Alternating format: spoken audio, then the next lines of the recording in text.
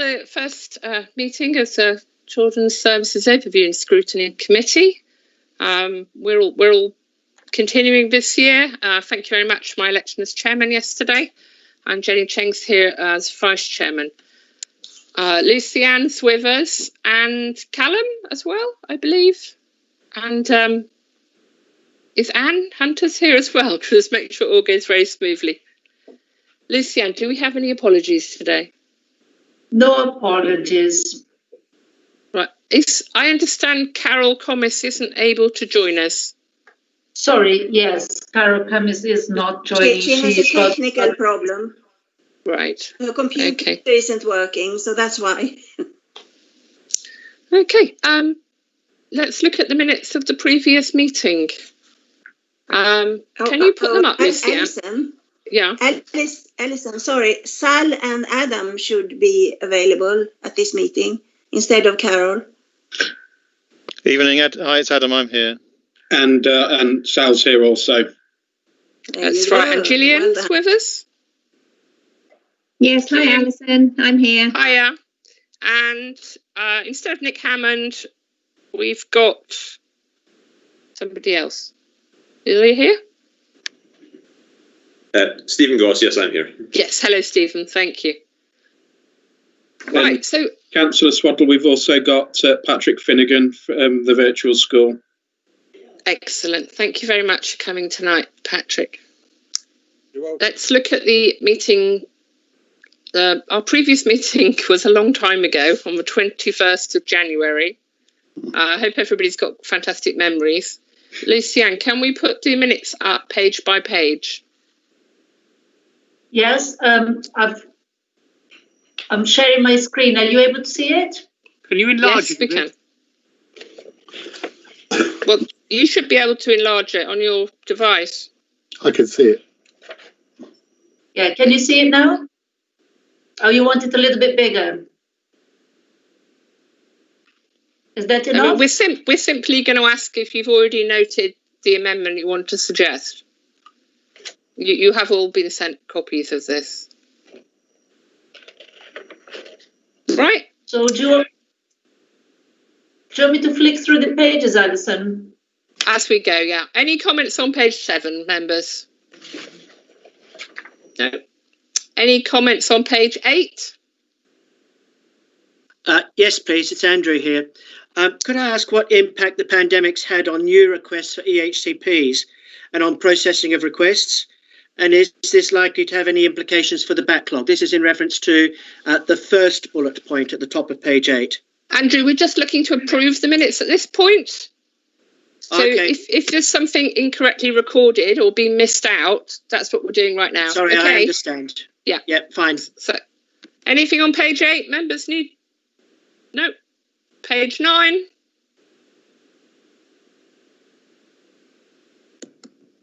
Page 10.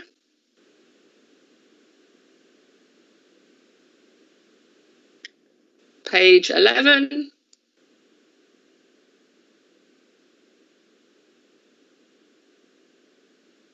And page 12.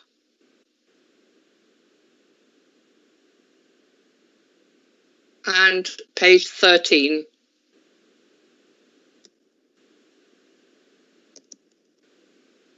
Right. In that case, members, are we all happy to approve these minutes? Yep. If you can all unmute and just say yes, that'd be great. Yes. I wasn't there. Yes. Yes. Right. Thank you very much, members. Moving on. Are there any declarations of interest for tonight's meeting?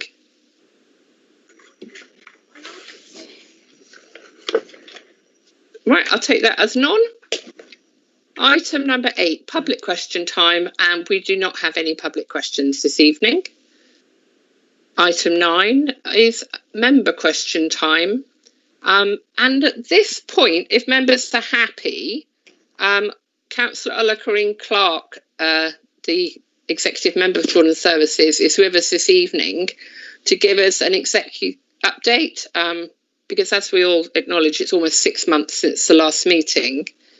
Would members be happy to receive that at this point? Yeah. Yeah. Seems Yes. Okay. Yes. Thank you very much, Alison. So this is really about something that would have been dealt with yesterday. It was a question.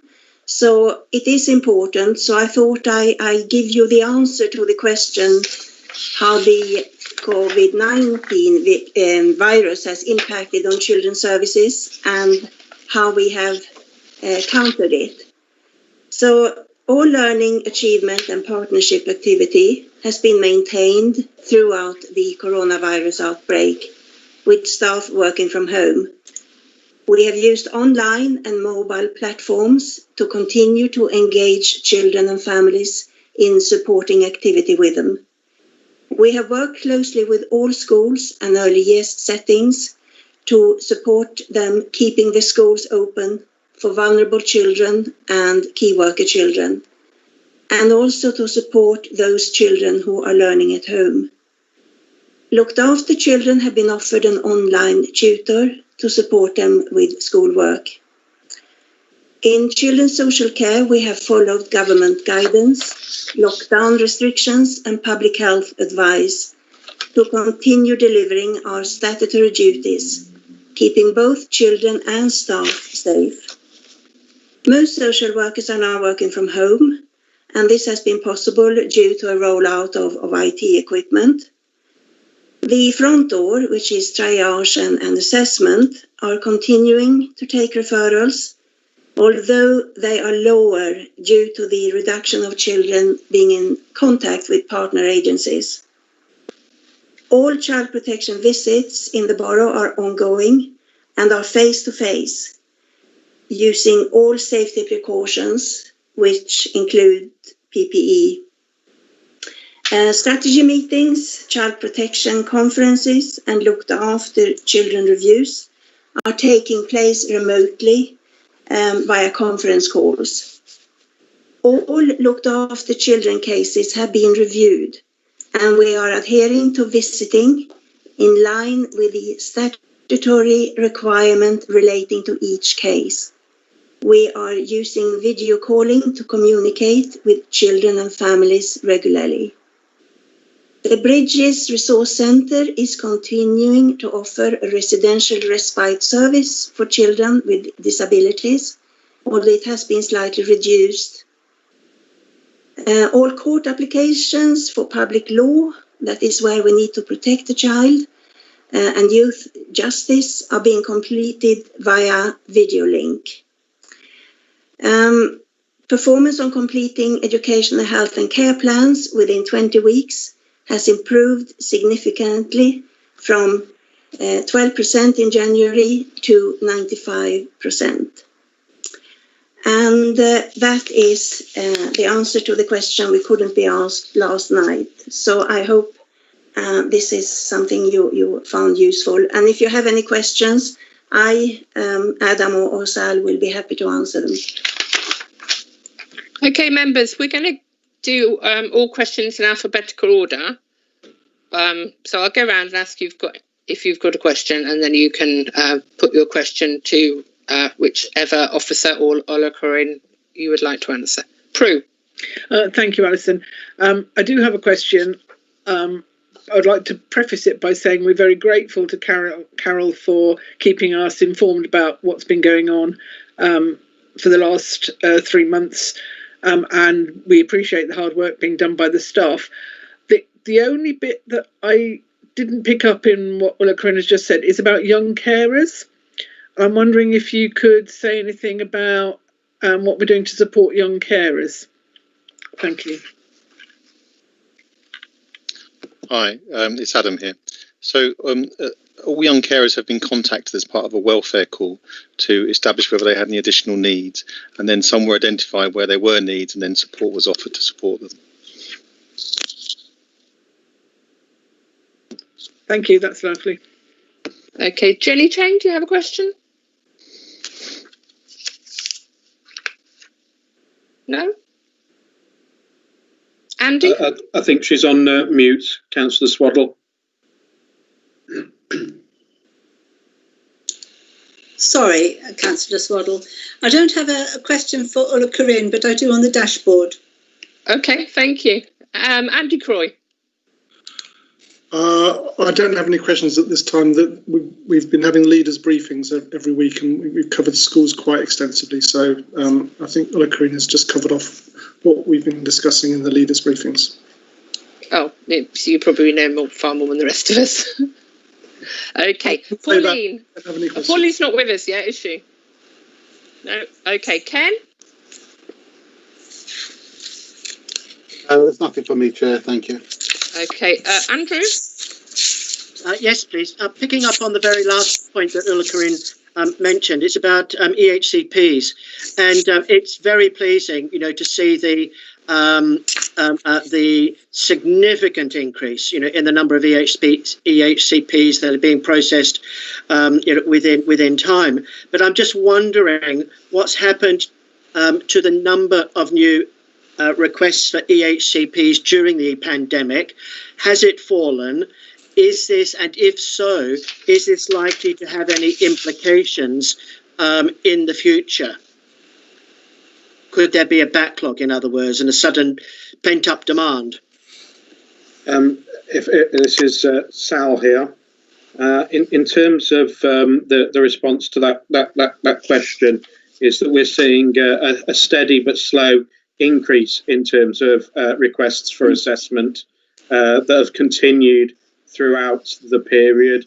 I believe that there's a specific section on the Management Overview and Scrutiny Committee on the 24th, yes, with specific COVID-19 related questions. So we may be able to provide further detail then. But in essence, we haven't seen a significant drop in any way, shape or form. Thank you very much. Okay, so after Andrew, it's Malcolm. Malcolm, you have a question?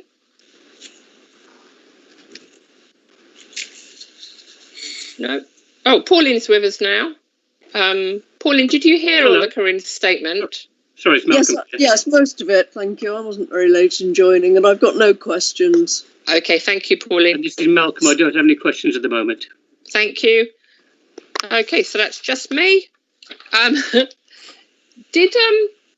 Was it a good take-up of offering a tutor online to the looked after children? Because of course we've all read the disappointing news that many children aren't engaging with the online work that's being offered to them. Adam, do you know? I was going to, if Patrick's on the call, I'd probably ask him to, there he is. Oh, lovely, yes, Patrick. Oh, good evening. We had very slow, it was slow to start with. I think we had about 4 or 5. We're up to 15 at the moment. So every week it seems to be going up 2 or 3. So 15 isn't too bad. I'll tell you, I think we're 20 children in school, gone back to school. So 15 doing tutoring as well. It's better than we expected. I'll put it that way. It is better than we expected. 15 is quite good, and it's rising. That's the point. And just a point for Councillor Mickleborough, who I remember asked me about extending the number of hours. Just to let him know that has gone as of last week. That went from 2 hours to 3 hours a week for every child. And as I said, and if they come back and say, could we have even more, we look at it as an individual case. And as I said, in one particular case, we're offering a young man 5 hours a week. So we've taken up his suggestion, and we're now doing 3 hours a week. Okay, thank you. Great, thank you. Okay, Ulla Karine. Alison, could I ask you a quick question? Yes. The number of students that are joining and taking up this online and offline stuff, what sort of age groups are we talking about there? Which ones are taking it up and which ones seem to be not bothering? It's spread a lot. It's spread from the youngest is 7 and the oldest I think is 19. So we have a real spread.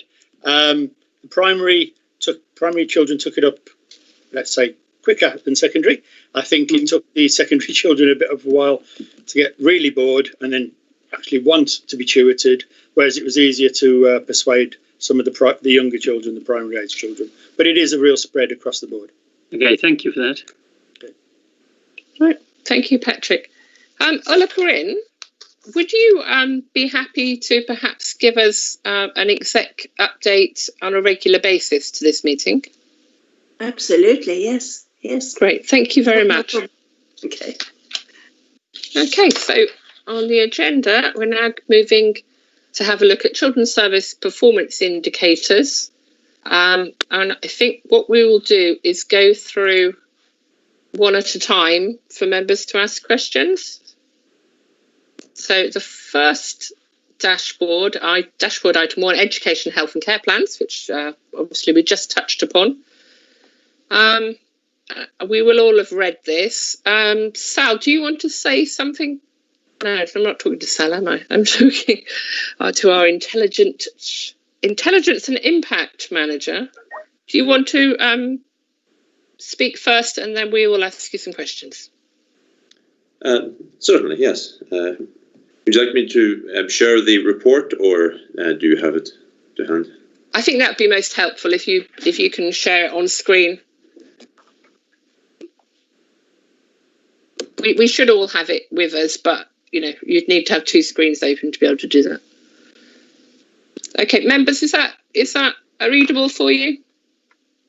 Dashboard item 1. Good. Yes, that's good. Yep. Okay. All right, go ahead, Stephen. Well, as you can see, the results for the EHC plans are quite a positive one. We've had an increase in the number of plans, and we have seen a drastic increase in the number that are being completed and issued within the 20-week time frame as well. So having cleared up the backlog, we're now working on continuing to build on that success, and the figure for so far in Q1 of 2021 is looking at 95% of EHC plans being issued within timescales. So if we manage to maintain this high level, then we will be performing above the England average, which, as I say, is a drastic jump from where we were previously. Would the members like me to go through the report and then they can ask questions, or would like to ask questions after each? I think we'll do it on each one. Okay. Okay, Prue?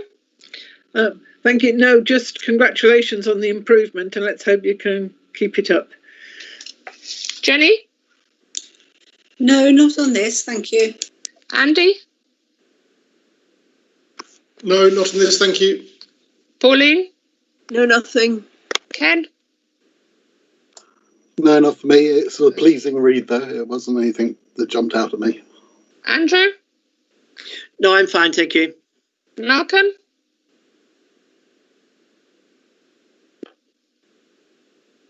Malcolm Richards? Mr. Mayor? No? Okay. Yeah, well, I think, we're all very... Hello? Go ahead, Malcolm. I can now. Can you hear me? Oh, right. No, I have no questions at the moment. I seem to be having a problem with the mute, non-mute occasionally. Yeah, no questions at the moment. Okay. So, yes, I think we all agree that we're very pleased that this is making good progress, and we want to see that continuing. Dashboard item 2, early help.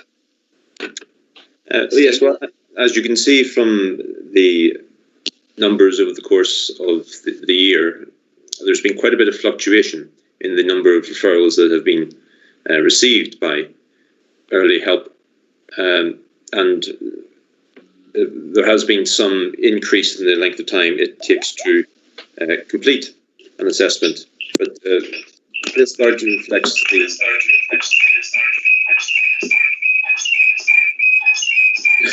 What is that? Oh dear. Terrible noises. This largely reflects the rather tailored approach that the service takes to early help assessments, in that they will prioritise taking time to ensure that the plan suits the child, rather than abiding too much by the strict time constraints.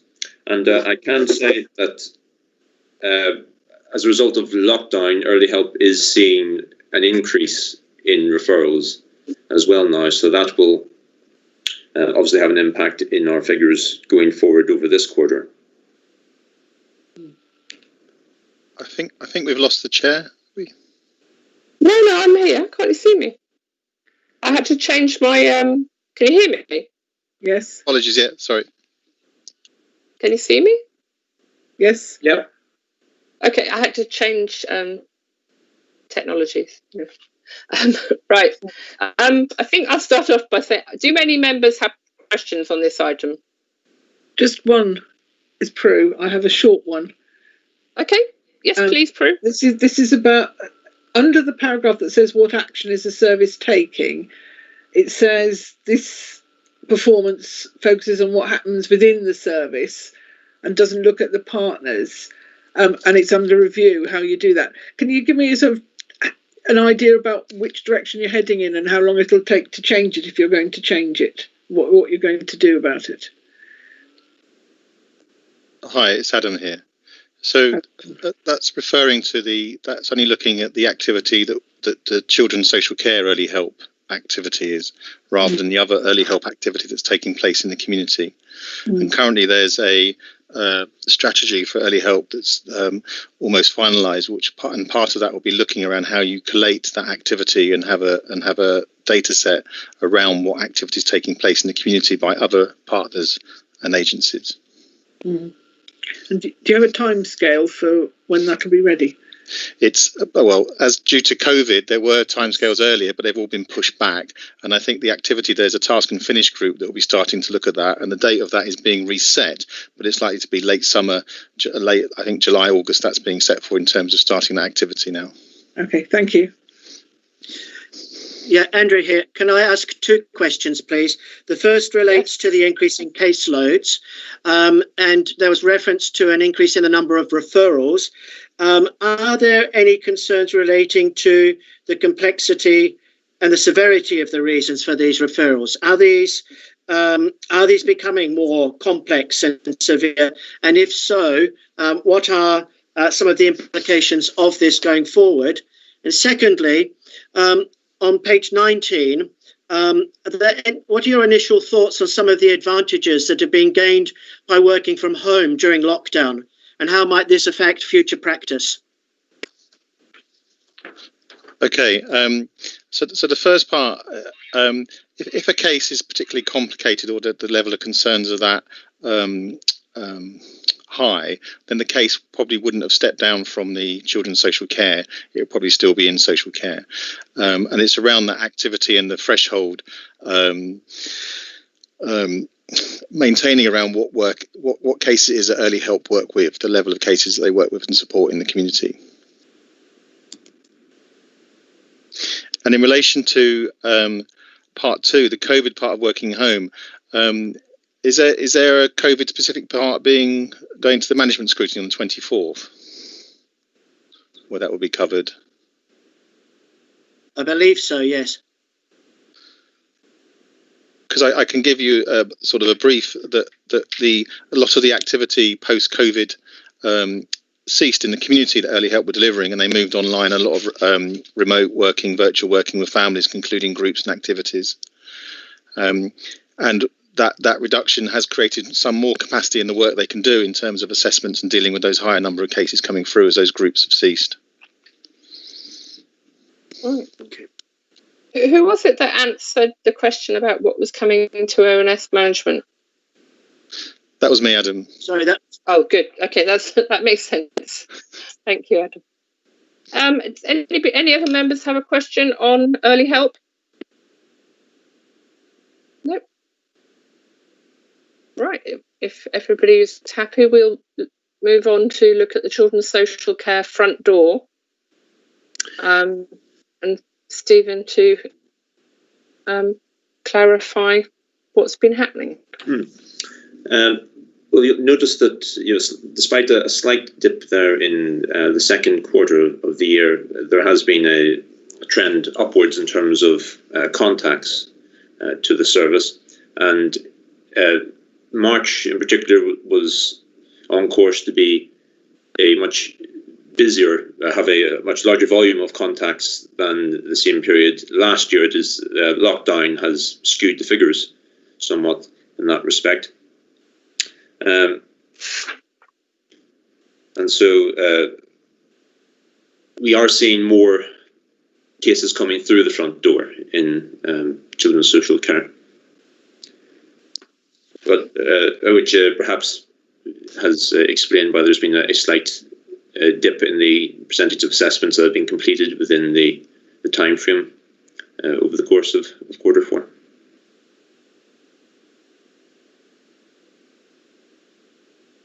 Has our level of social work staff impacted not being able to maintain the high level of assessments completed within time? So there was I suppose the change that we were touching upon earlier was that a significant proportion of the staff removed to remote working, and the activity with families became much more reduced in terms of the level of visits we were undertaking, became more virtual video calls, phone calls. We did have some workers that were shielding, but they were still able to undertake some activities whilst in a position of shielding at home. And there is an increasing stability within the workforce in social care at the moment as well, which is has helped in a number of other areas as well with dealing with the increased demand that is being made of services. Members, do you have questions on item 3?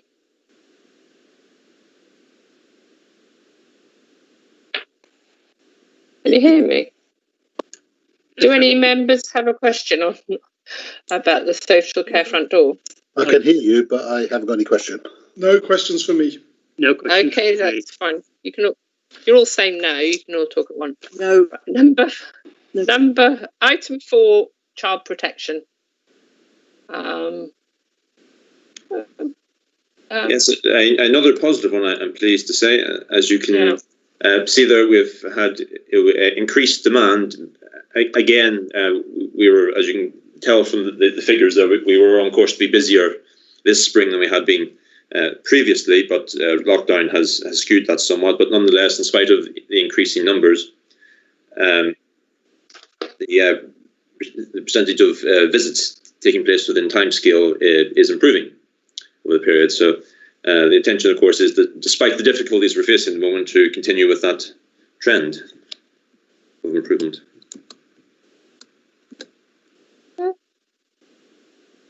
Members, do you have a question? Yes, I do. Go ahead, Jenny. Page 20, 3 paragraphs up from the bottom. It says that plans were put in place early on in lockdown to ensure children subject to protection plans could continue to be visited safely. I'd like to know what plans were put in place, please. Hi, it's Adam here. So at the start of, as lockdown became apparent and the change, and we would have to review and consider how we practiced, we reviewed all cases and we arrived at a view that we would continue to visit our children subject to child protection plans and maintain what the statutory levels of visits. And what we did on each case was we would undertake prior to a visit a risk assessment around the safety of the child, the safety of the worker, and then we would look at whether we would need to issue PPE to enable that visit to take place. So we reviewed all our cases, including children in need, and looking back now at the data, we maintain around 50% of our children in need visits, and some of the others moved to virtual visits. We had WhatsApp put on our mobile phones, work phones, enabled us to do video conferencing, video calls, and what we call virtual visit with children. So we were able to maintain and sustain our child protection visits to our children. The only reason we would cease is if there was a child, if there was a family that were displaying symptoms, and we would weigh up the risks in relation to a worker visiting and the risks of that child. I'm wondering, though, where visits had to take place, did the social worker go into the house?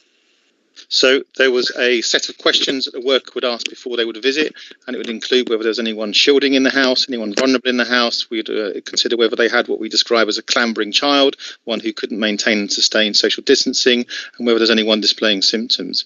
And if they weren't present, then we would continue with visiting, either seeing in the house, maintaining distance, or seeing people in gardens or even front gardens, back gardens where necessary. Okay, thank you. Hello, Malcolm here. Quick question. Can I ask a question? Yeah. I'm not sure whether I missed the answer before, but when you do these checks for behaviour and safeguarding, do you have to tell them what date and time you're going, or do you do random visits? So visits tend to be planned. So especially during COVID, visits would be planned. So visits are planned visits. And when it's outside COVID, would it then still be planned, or would they be more random? It depends on the nature of the case. Okay, thank you. The majority of visits would be planned. Thank you. Could I ask a question? It's Andrew here. Go ahead. Thank you. Yeah, my concern is related to all the stresses and strains that lockdown has created within families, and the impact that this could have potentially on increasing vulnerability, of many children.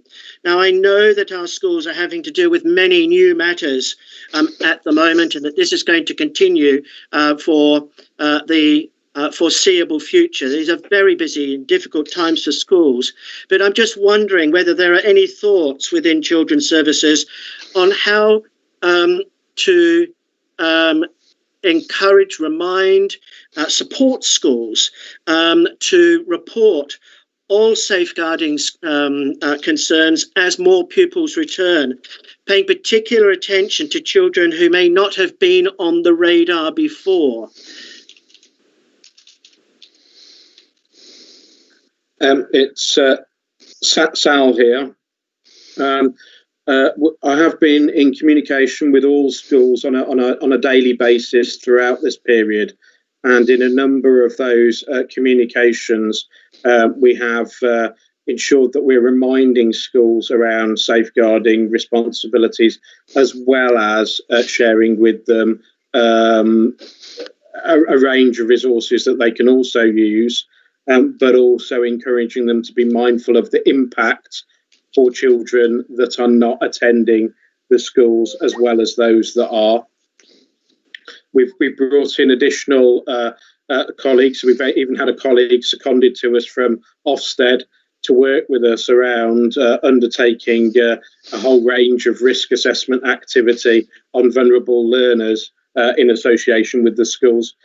So I think we're fairly confident that we've got a good sense of schools' engagement with their student community whilst they're home learning. But we're also mindful of the fact that as more children return to school and are seen by teachers and seen by other professionals, we may start to see numbers rising again. Thank you, Sal. Any other members who have a question? Right. Adam, I'd just like to ask, do you feel confident that the council were able to, take the action necessary to ensure that no child was at risk, despite the lockdown and the need for, precautions to avoid spread of the virus? I think the looking back, or when you're in a situation, it's a real challenge around how you move to that next step in terms of either reducing a service or what we're experiencing now with how we increase services. I think we had good support from our IT departments here to enable workers to go home and work from home quickly. We had monitors very quickly. We had the capacity to do that very quickly, and we worked very closely with Public Health England and also our commissioning colleagues. So we were able to obtain PPE when there was a sort of national outrage, a discussion about not being able to get. We were able to source. We were looking at avenues to source that, and what we were having on particular cases that were complicated, where we were looking around how to keep children and staff safe, we were consulting with Public Health England, and I was able to get the Public Health England consultant to have consultations with my team managers where we were looking at specific examples of how to manage visits safely. Because if you recall going back, the advice from Public Health England on PPE was changing daily, almost daily, in terms of what sort of mask, what you wore, how far away, who you saw. And for a period, there was, I think the advice was that you didn't need to wear a mask even if you were delivering personal care. And then that changed because some of the logic didn't follow through on some of it. So we were able to keep abreast of that. And then what our colleagues in the QA department we were doing, we produced a practice standards for visits, and we just kept updating that for guidance for workers as the advice changed with the consultation of Public Health England and the guidance. So taking that bit around keeping the child safe, keeping the staff safe, and making sure it was informed by the latest advice as it was changing. And that seems to have slowed down now, that update of the guidance, as we've arrived at a sort of, I suppose, a stable point in terms of that activity. But also talking to my peers and other local authorities, lots of local authorities rolled back their child protection visits completely and were doing virtual. We sustained ours, so we never quite took that step. And in many ways, that was, looking back, I think that was the right decision, because it's hard to restart these things when you do roll them back. But we didn't just do it without any thought. We assessed it, risk assessed it, ensured that staff and children were safe when we were visiting. Right, thank you very much. Let's move to dashboard item 5, children in care. So this all looks very good. You want to go for it, Stephen? Well, yes, as you say, our numbers, the number of children that we have in care has remained largely consistent over the year. The number of visits has continued to increase over the period, and the numbers of children that are having to be reallocated or moved has decreased as well, noticeably, over the period. So, as you said, it's another positive indicator this quarter. Yeah. So, the percentage of visits to children in care, we're hitting 81%. Where's that in a national context? Yeah, let me see. The visits in care specifically, I suppose. If you just bear with me a moment, I can check for you. We are, in terms of numbers generally, we are quite low in comparison to the regional and the England numbers whenever it comes to children in care. But regard to visits, let me see. I mean, clearly our target is 100%, but it's very, very pleasing to see the increase compared to the average in the previous year. So you can write to me with that later. Certainly, yes. I'm happy to provide that. Okay, members, do you have any questions about children in care? Not a question exactly, just a point about the reduction, a positive reduction in the number of children who had more than one allocated social worker. I think that was also going in the right direction, so it's looking very positive all round, really. Malcolm here, quick question. The improvement in the numbers is excellent. A quick answer. How was that achieved? Was it a change in process, or did we increase staff, or what was the method of improving? It's quite important. It's useful.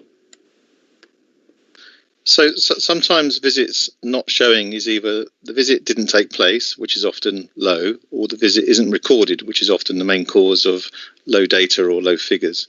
So I think the first part to point out is the Here For You team, the Looked After Children team, is now a stable team of permanent social workers with no agency workers. But not all Looked After Children sit in the Here For You team. They have about 60% of those children, 70% of those children. In terms of the bottom table, there has been an increase in the stability of the workforce. So whilst we do have a number of locums, it's that difference between stability and permanence. So you might not have a fully permanent workforce, but you have a stable workforce that will include locums. Could I just pick up on that last point about workforce stability?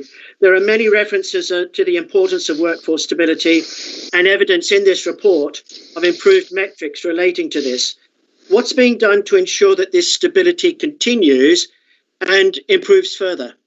So we've got we changed our recruitment strategy in the new year. We now have our own recruitment person employed, and we've got a relationship with Community Care Magazine, who are undertaking our advertising, and we're looking at how the offer, and we're always considering that in terms of offer. So, for example, the Children with Disabilities team currently has 7 locums, and by the 6th of July it will only have 2 because we've recruited workers to those posts, and some of those are converts who are with us already and decided to stay because they want to stay being in Wokingham.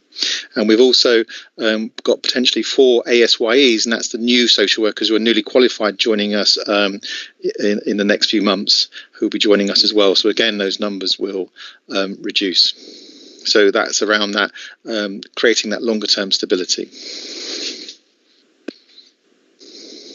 Adam, do you think that as a result of all the difficulties that we're having during lockdown and people, having a lot of relationship difficulties, employment difficulties, etc., we may see an increase in the number of children care in the next quarter? I think it's very difficult to model that. I think the longer it goes on, I think it's around those pressures. So looking back in I think it was the first part of lockdown, we probably had an increase of around 8% of children coming in to care that came in that time. They won't be shown in these figures because they probably landed across that quarter 4, and then quarter 1 of this year. So we had a sudden increase. Now, whether that was all COVID related, you can look at it and identify some impacts of COVID. But I do think there will be pressures created that could result in children becoming looked after. But of course, as the figures have demonstrated over the course of the last year or so, it's the service's intention to try and keep children out of care if at all possible. So, and also we've also got that some councillors will be aware of. We've got especially from the Corporate Parenting Board where the information was shared. We've got the new Compass team that should be fully staffed in, I think, the end of this month. And the focus of the Compass team is an edge of care, placement support, reunification. So that's around how we support children staying at home, how if children are in placements, we should support the stability of those placements, and how if they're in our care, how we look at supporting those children going home. So those workers will have low caseloads, and the idea of developing those relationships to support those journeys, those children to either stay at home or to stay in stable placements. Thank you. Any other questions from members? Okay, let's move to dashboard. Item 6, care leavers. Yes, Wokingham tends to have quite a good relationship with its care leavers, and I think this is reflected in the figures. So the number of our care leavers that we are still in touch with is generally higher than the England and South Eastern averages, and as you can see, it has been increasing over the course of the last year as well. We're also pleased to see a decrease in the number of care leavers who are not in education, employment or training. And there was a slight decrease in the percentage of care leavers in suitable accommodation, but that was explained in the report, unless members have any further questions on that. Members, questions? Could I ask some questions about care leavers in unsuitable accommodation?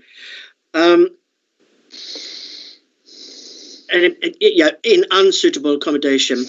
Would it be possible for us to have regular data on the total number of care leavers, not the percentage, who've been in unsuitable accommodation for all or part of each quarter, even if it's just for a very short period of time? The types of unsuitable accommodation that they've been living in and the duration of those stays. And then linked to that, are there any generalisations about certain groups of care leavers who may be more likely to end up in temporary accommodation and who are particularly vulnerable if they do end up in temporary or other unsuitable accommodation? So I suppose just to be clear, the numbers here, we're talking about a cohort of under 80 care leavers. So 72. 72. Thank you very much. I didn't want to give specifics. 72 is good. So a small change in one or two situations can swing the data quite significantly. So I'm just trying to. The second part of the question was the types of accommodation, or was it the reasons? Sorry.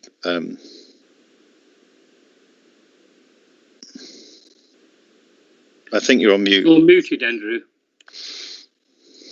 I think Andrew was asking for examples of the unsuitable accommodation. So some of the examples would be those in custody. So they're defined what's classed as unsuitable.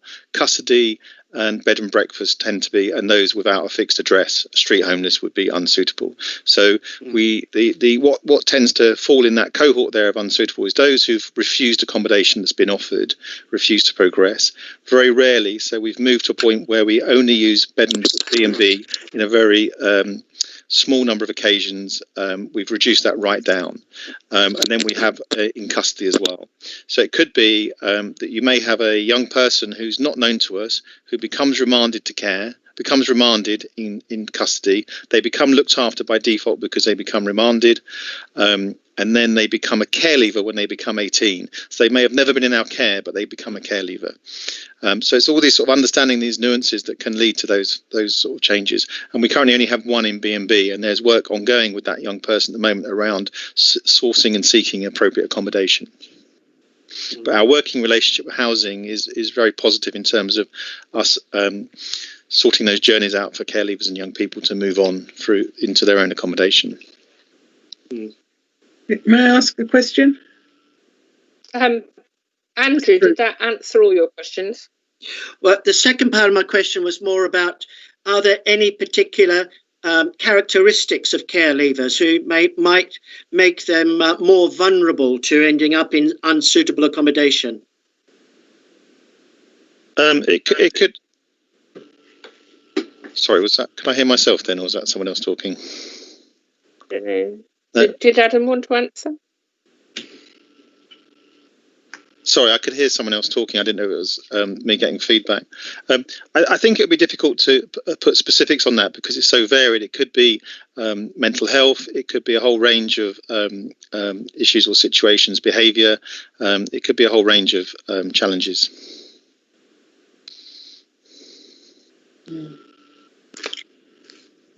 Was that Prue that was asking to speak? Please, okay, yes. Go ahead, Prue. This is about, I think you might have partially answered the question. You've got three that were not in suitable accommodation. One was in custody. The one that has been offered suitable accommodation but refused it, are they therefore still in bed and breakfast? Is really what has happened to them is what I want to know. Where are they? And the other half of the question is about the third one, the unaccompanied asylum seeker. I can understand why they might have disappeared because they have exhausted all their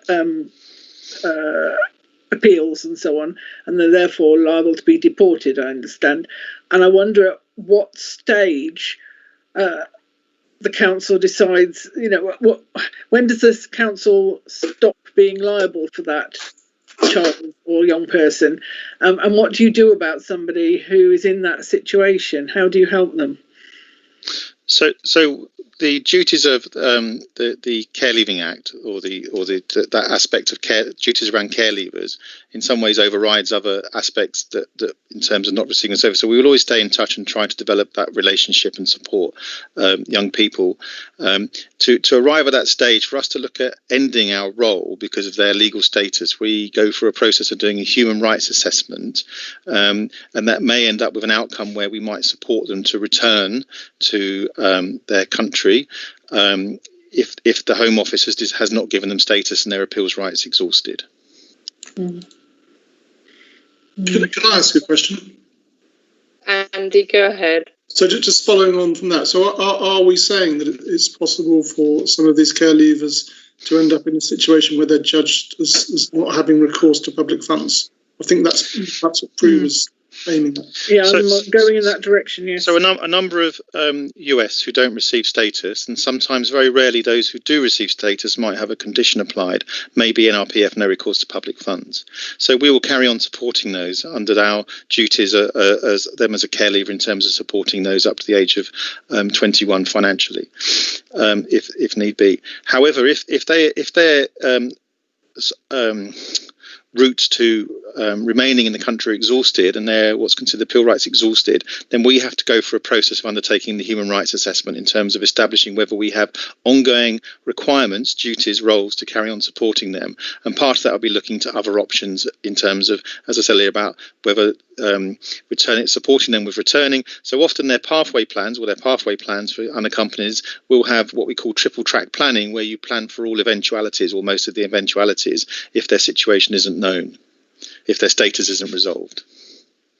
But please, can you just tell me that you don't abandon them altogether?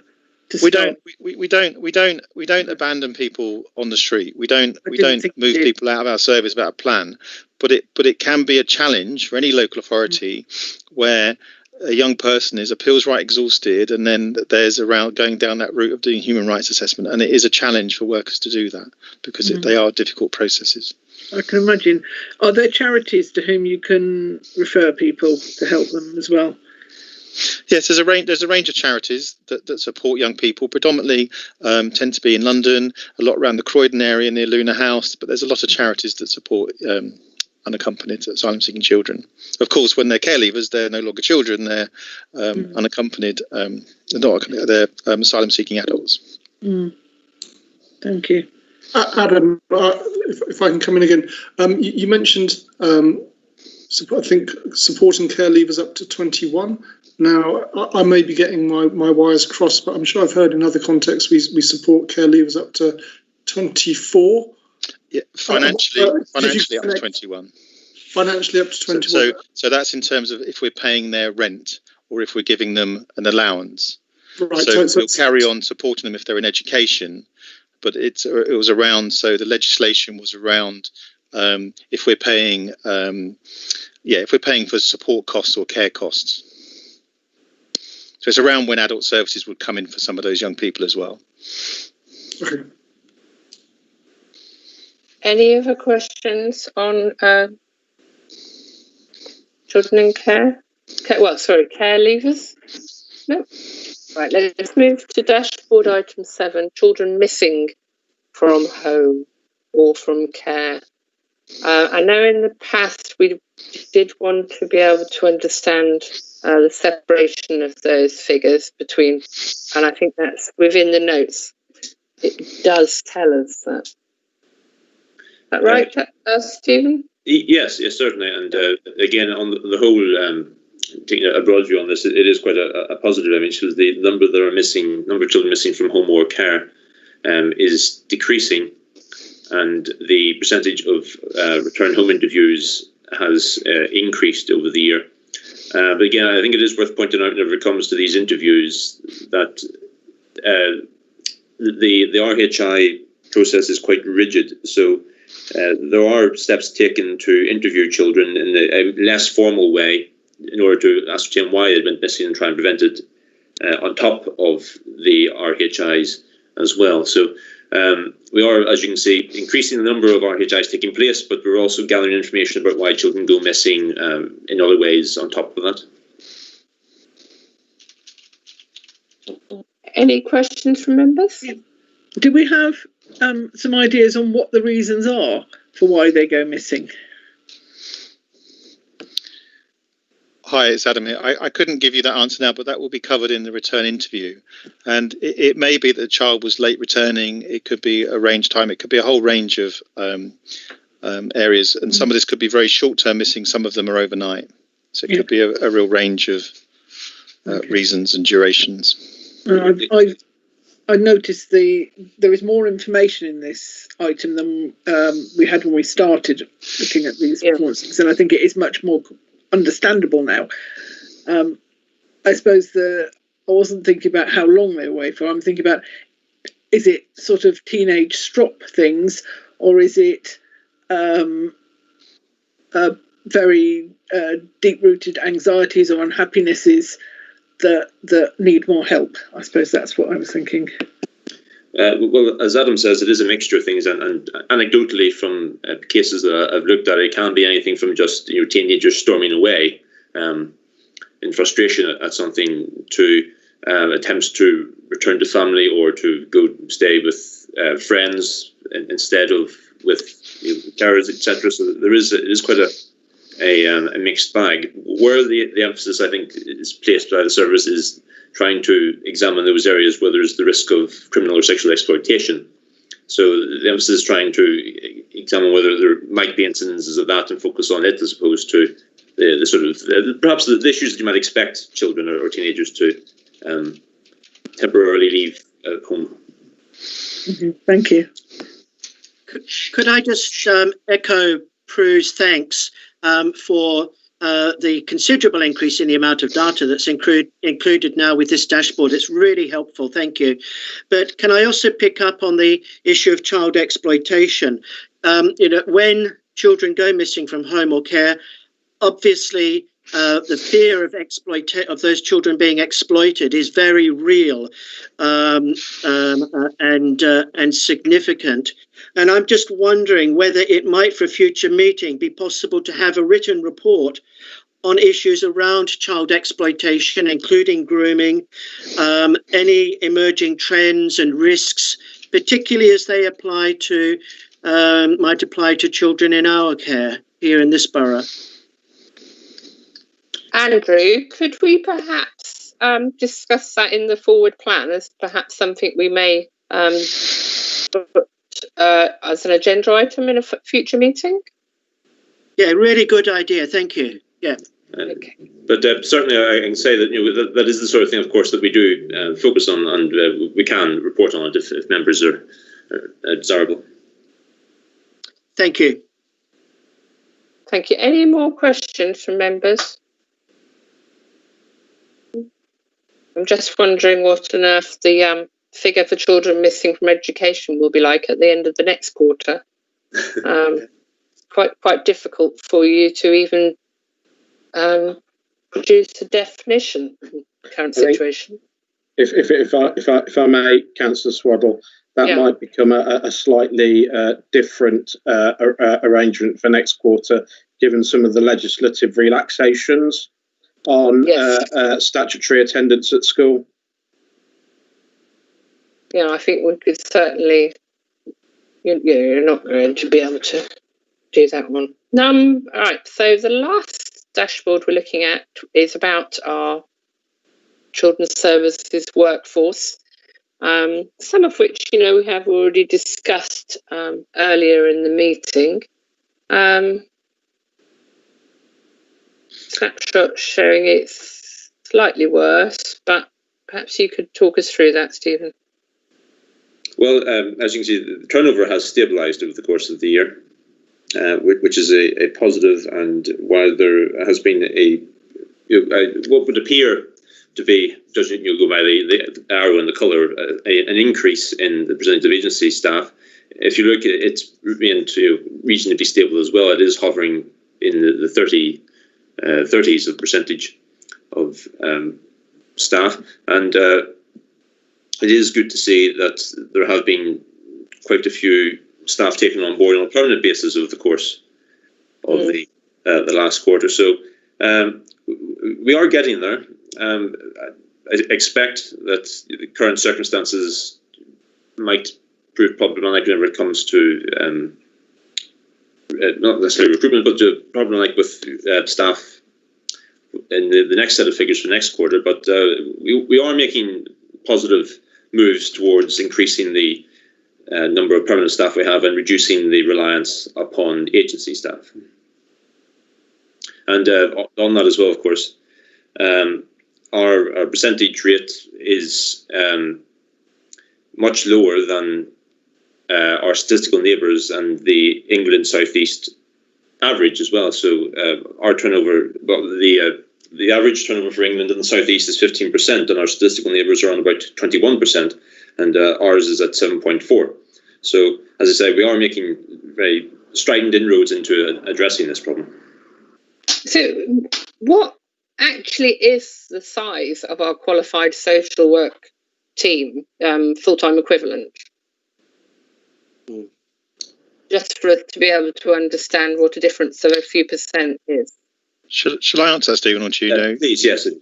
So the qualified social workers, which will include team managers, ATM, social workers, even myself, is just under 100 in total, around 100. So when we're talking about these percentages moves, that one or two moves can create a significant percentage shift. So that the numbers I was talking about with children with disabilities, so we're looking at potentially 5 staff shifting from permanent to permanent in the next month should significantly drop that percentage down. And then we've got 4, as I was saying earlier, ASYs joining as well, which again should impact on that number. Okay. Adam, do we have a very good history of retaining the newly qualified social workers and then staying for, at least 5 years? Yeah, I wouldn't. Long time. I wouldn't say 5 years, but yes, I think we have. And what we're doing at the moment is we're looking at putting together a package to enable us to take on more newly qualified, and that's around the supports, because obviously newly qualified have a reduced caseload, and there's also a balance point around how many newly qualified you would want to have in one team in terms of that balance of experience. So we're looking about how we put in additional supports into that team to support that team and enable them to take on ASYs, because they are so yes, is the answer to your question. They have remained and are now part of the workforce, very much part of the workforce in year 2 and 3. Well, and often some of those have been students with us. They might have been a student, then become an ASY and then stayed on. Well, I do hope that the fact that, as you said, you provided the PPE, you did the proper research into making sure it was very safe, and so that we did have our social workers being able to go out and do their job. Hopefully that will make us more attractive as an employer than other boroughs that, as you said, just basically did it online. Any questions from members? I'd like to ask a question, please, Alison. Is that Ken? Yes. Go ahead. It's something I often request on these reports. This was an excellent report, but whenever you get percentages, unless you have the actual figure that it's based on displayed at the same place, it takes quite a lot of time sometimes to find out what the percentage is of that you're looking at. I just wondered if, again, we could request that the actual numbers be on that box as well, so we can see what 22% actually represents. Thank you. That's certainly, yes. I'm sure we can do that. Any other members' questions? Could I ask a question, please? Go. Thank you. As we've said, we're continuing to rely very heavily on agency staff. Roughly 1/3 of qualified social workers. Perhaps this is a really unfair question, maybe a very naive question, but what would be the ideal in terms of agency staff? Is it, should the target be to try to get as close as possible to employing no agency staff? I don't know. But the second question, and I'd be interested in the views of other councillors on this. I was really interested in the workforce dashboard, and I think the information in that dashboard sounds really, really interesting, and it pertains to things like staff turnover and so forth. So I'm just wondering whether it might be interesting and useful to see the workforce dashboard, if not at each of our meetings, but perhaps an annual summary or something like that. Certainly, if the members would like such an update, we're more than happy to provide it. And to part one of the question, so what our aim is, at the moment, we're aiming for 10% agency staff. And that's around, I think the idea of having a 100% permanent workforce would be very difficult to achieve, because often you need wiggle room around maternity, long-term sickness, and also often people need to give 2 or 3 months notice when they're leaving or joining you. So it can be difficult to make sure you overlap all those parts. Plus, we do have to consider as well, of course, the shift in the approach of young people towards work. The idea of a job for life now is effectively gone. So we will have to expect a degree of turnover when it comes to staff that will require agency staff. Mm-hmm. Thank you. That's really helpful. Any other questions, members? In that case, we'll say thank you very much to Stephen. I think we were very happy with the way the data was presented at this meeting. We might have finally got there. So thank you very much. So thank you. Okay, members, thank you. Members, we're now going to move on to item 11 with Gillian. The school performance indicators of the Ofsted report. Gillian. Hi, Alison. Yes, hello, Alison. How are you? Well. So are we simply looking at 2 Ofsted reports today? We are. I was just going to pop them up for you. Is that helpful? So we have 2 reports tonight because obviously, although we've had quite an interval since we last met, for the majority of that interval, there have been no Ofsted inspections. Ofsted closed their inspection process just before the country went into lockdown. So in the early part of March, Ofsted inspections were paused. So these are the last 2 inspections that were published prior to that. And I'd really just want to draw colleagues' attention to the celebration of both of the outcomes of these reports, which were Section 5 reports for looking at whether both schools were outstanding, and both schools went on to achieve the outstanding grade. So that's both for Maiden Early.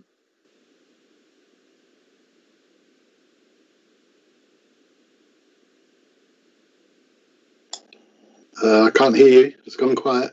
Sorry. Can you hear me now, Ken? Yeah. Good. Yeah, that's fine.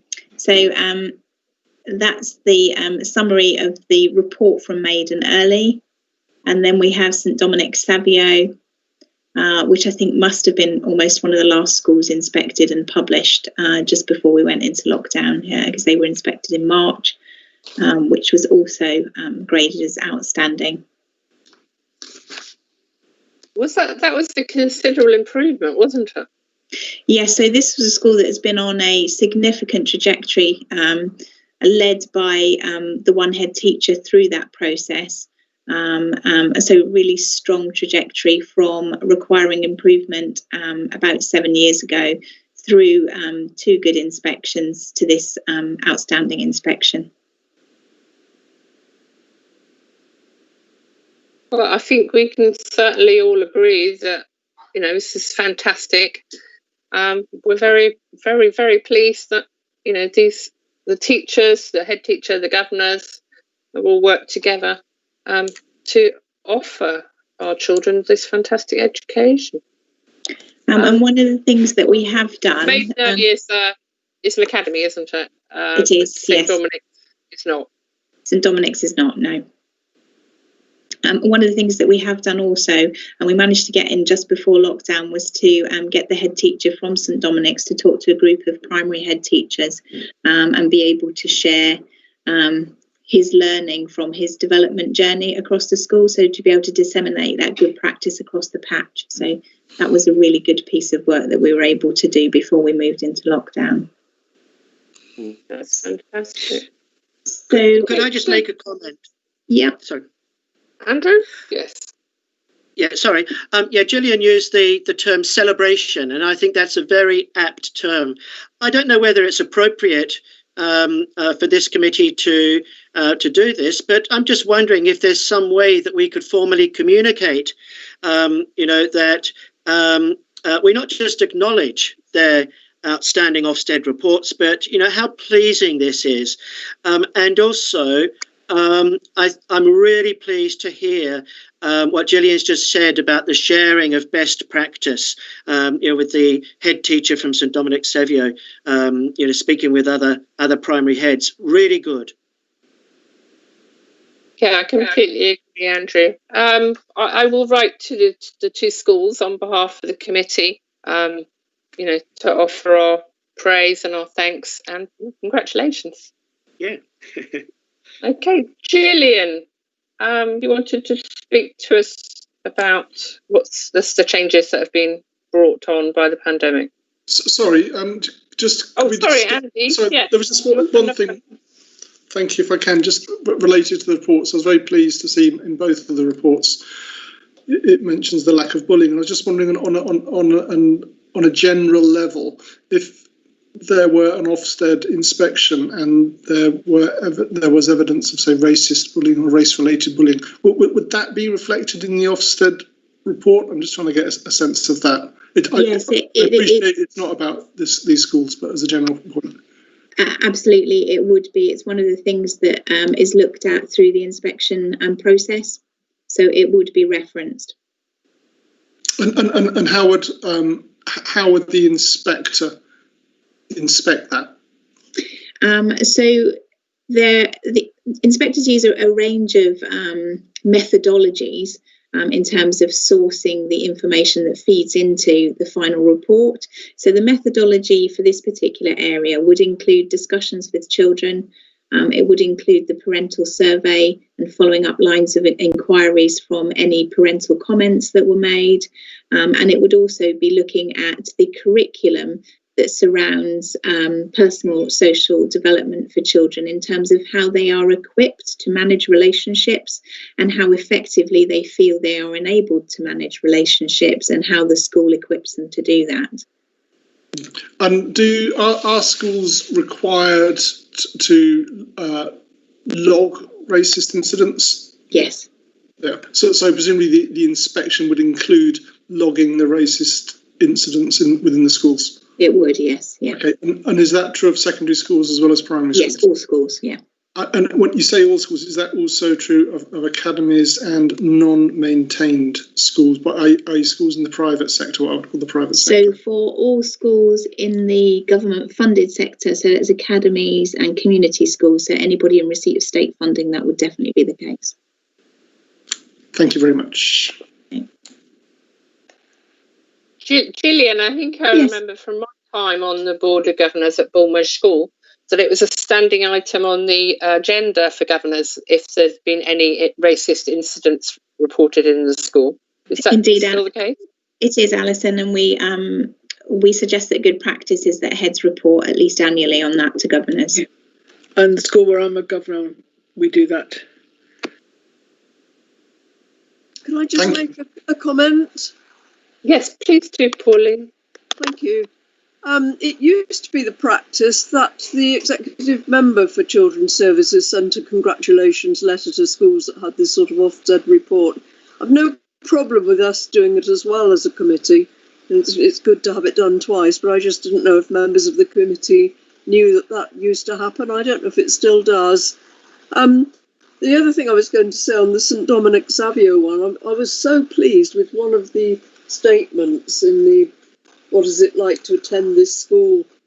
paragraph 1, where it says leaders and teachers do not place a ceiling on what pupils can do and achieve. I think that's absolutely wonderful, giving them a huge sense of aspiration. So, if you do write a letter, or somebody does write a letter on behalf of the committee, maybe they could point that out as being particularly pleasing. Yes, I certainly will, Pauline. Is someone going to tell Pauline to turn her camera the right way up? I don't think it's an issue, Andy. I'm all for people being different. I know. Yeah, we're all fans of diversity, but sideways diversity is probably a bit much. Okay. Any more questions on the two Ofsted reports? No? Okay, Gillian, you were going to speak about the impact. Yeah. So school performance indicators, as you know, we ordinarily have a huge raft of data around outcomes for children across our schools at key statutory points. However, as part of the lockdown process and in response to the changed provision that we have and the situation with examinations, the government have issued guidance this year which removes the testing requirements in respect of all statutory reporting.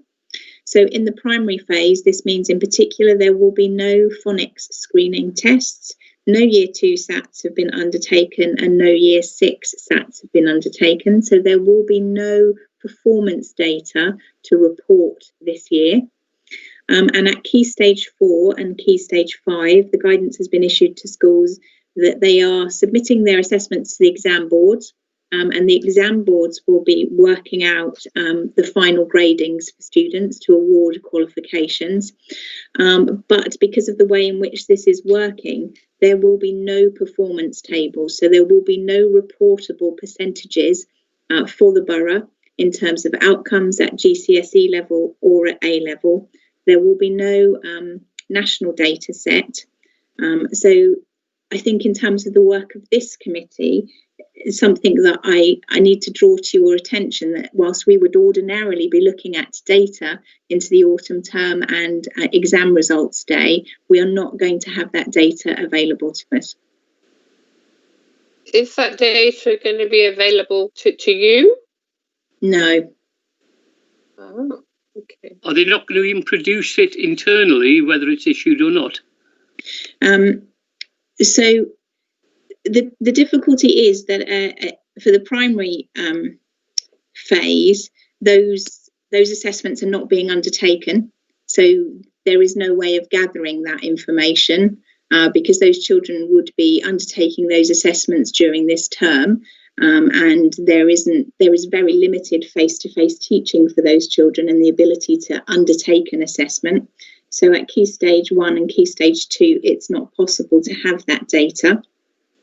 At Key Stage 4 and Key Stage 5, schools will internally have a sense of the exam results that they get back from the exam boards based on the internal assessments that they will have submitted to the exam boards, but they are non-reportable externally.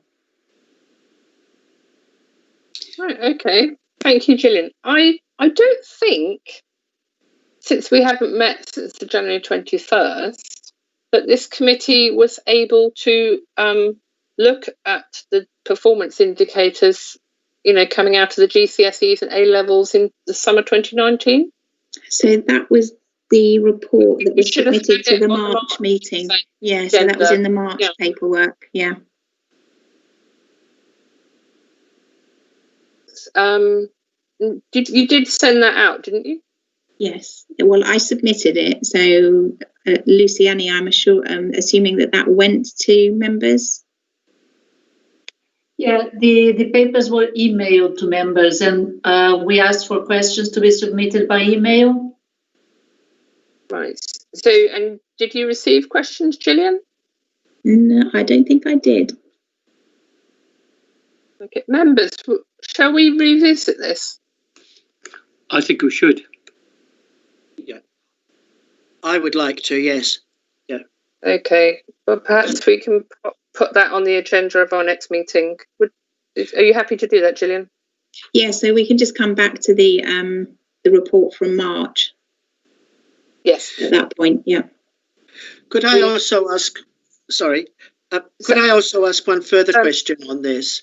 Have any schools expressed any concerns over the absence of the nationally administered testing data for pupils for the start of the next academic year, particularly for those transitioning to Year 7 and from other schools into Year 11?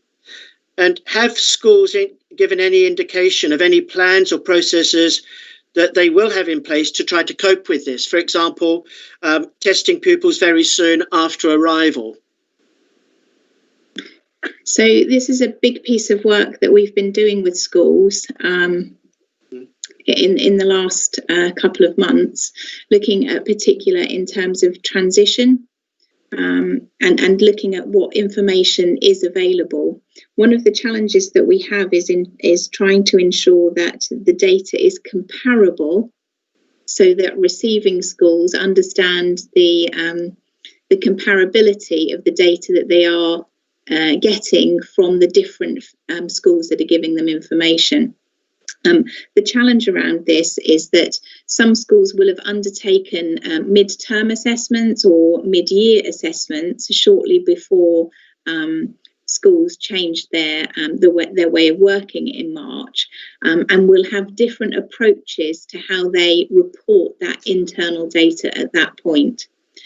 Given the fact that teaching has then changed in terms of the focus of the teaching over the last couple of months and the way in which children are responding variably to that teaching, it's very difficult to give an overall view of where children are against those national benchmarks at the current point.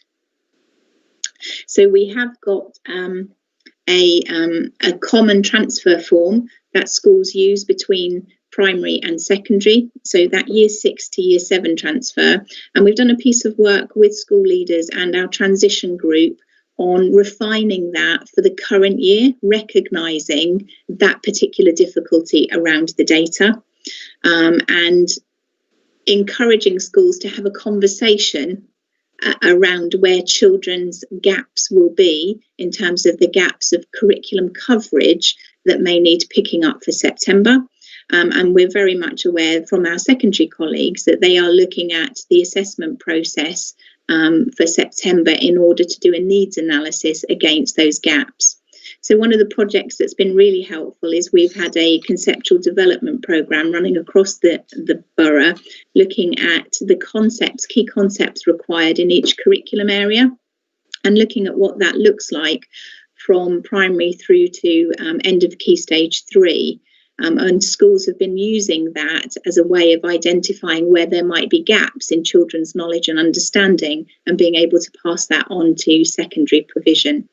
We've actually been running a series also of round tables with leaders to look at exploring how we do the internal transfer of information and transfer in from early years foundation stage providers into reception classes for September. We're also awaiting further government guidance. We've received government guidance on a fairly routine basis on a whole number of things. I think something like approaching 90 different updates in the last few months from the DFE. So we're looking for further information to come forward from government in due course. Thank you. That's really reassuring. Malcolm here. Can I ask another question? Since they're not taking all the exams and they're not doing all these assessments and so on, and it's a judgment on how they did at school up until the schools basically closed down, what impact do you think that will have in the autumn term? They're presumably not going to be able to start at the beginning of the autumn term with any firm knowledge of anything. Indeed, they might well have students with a big gap in the knowledge. Does this mean that we can expect to have subdued results during the autumn term in schools? So this is one of the ongoing discussions that we're having with school leaders at the moment, looking at curriculum provision for September and using those conceptual development maps in order to identify where the gaps are and to help leaders plan for addressing those gaps. Thank you. Hi. Any other questions for Gillian? Andy, go ahead. Yes. I know Gillian's been in that sort of area, but I'm just thinking about the lack of year 6 stats and how they will affect the progress 8 measurement later on when the children get much higher into secondary. Is that something we're waiting for the government stats on? I mean, yes. The government guidance. Yeah, absolutely. What we're unclear about is what this will mean for data sets going forward, because we now have a whole range of cohorts with missing data, which means that those comparisons and the progress measures will be difficult to pick through going forward. So we're waiting for the DFE statisticians to decide what they will want to do about that in future. Okay, thank you. Any other members with a question for Gillian? No? Okay. I'm now going to ask all members to unmute and ask you, is this overview and scrutiny committee collectively for, against, or abstaining for the recommendation to note the outcomes of the Ofsted reports and understand implications of COVID-19 on the reporting results in 2020? So the idea of this is you all speak at once, and if you don't all say against, then we do have, we'll go round and say it. So if one can unmute, and are you for, against, or abstaining? For. For. Excellent. Which is, at this point, I'll just say I should have done this for item 10 as well. Well, we were on the dashboard where we were agreeing that the children's services performance indicators be noted. Mm-hmm. Are you for, against, or abstaining? For. Excellent. Thank you very much. I apologise for not doing it earlier. Okay, thank you very much, Gillian. And we'll look forward to seeing you at our next meeting when we will go over summer 2019 results. Thank you. Okay, and we're now welcoming Patrick Finnegan, who is the virtual school head teacher. And we've all had Patrick's report. So, Patrick, would you like to speak to us, and then members will address their questions? Thank you. Absolutely. Would you like me to put the report up? I'll try. Is that okay? Yeah, it's often easier for members, yeah. Try that. Although we do enjoy seeing you, but...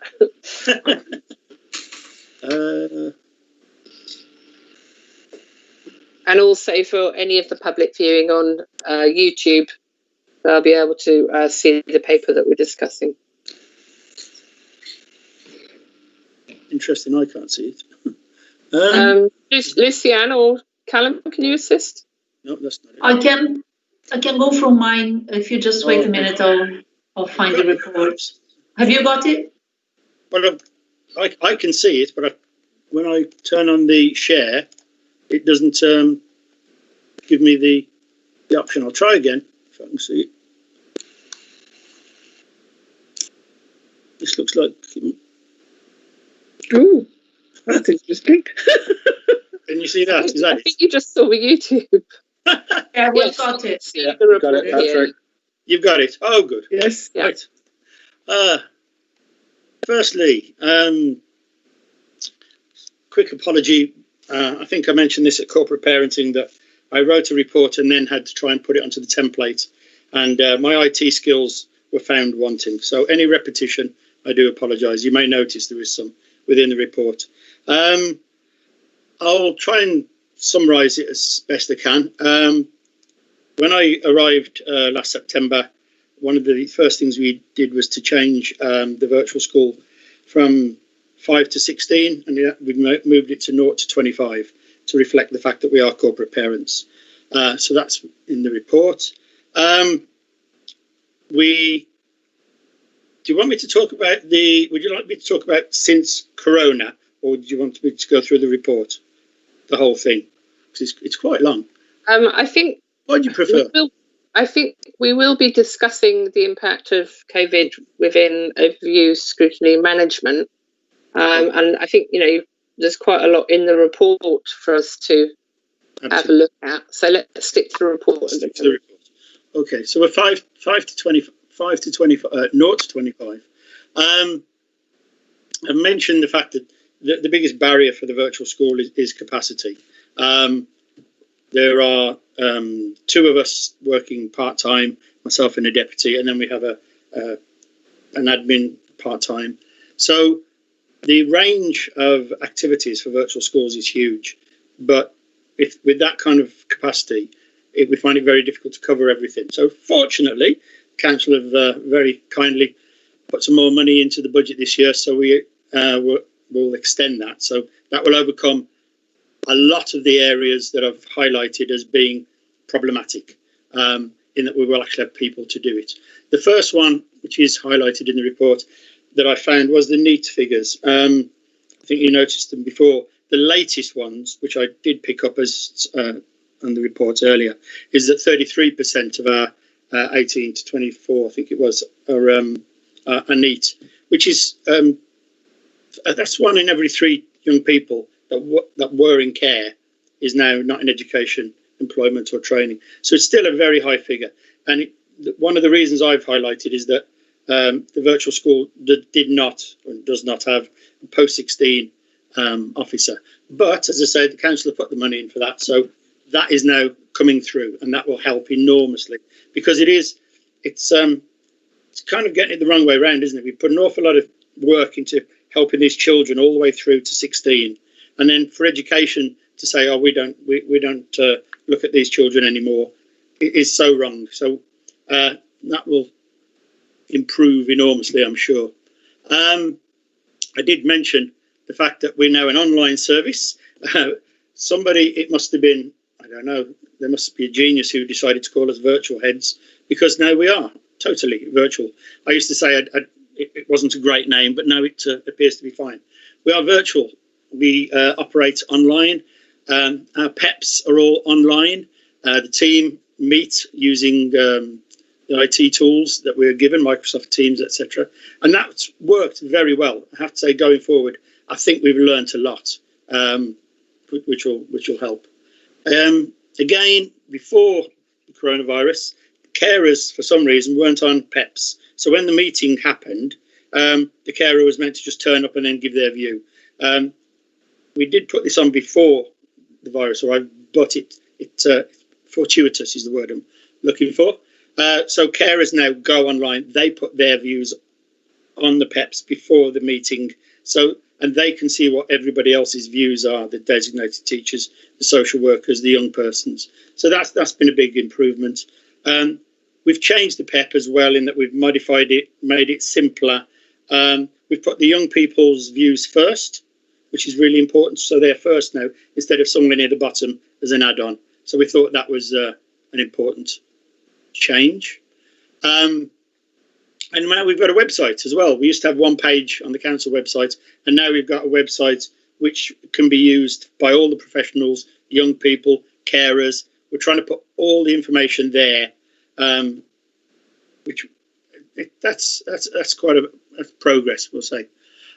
So, number of developments for our young people. We now ask the schools to report on attendance weekly. The company that was collecting attendance couldn't do it, so we now use our PEP, and they report weekly. Before we went in, I think we've got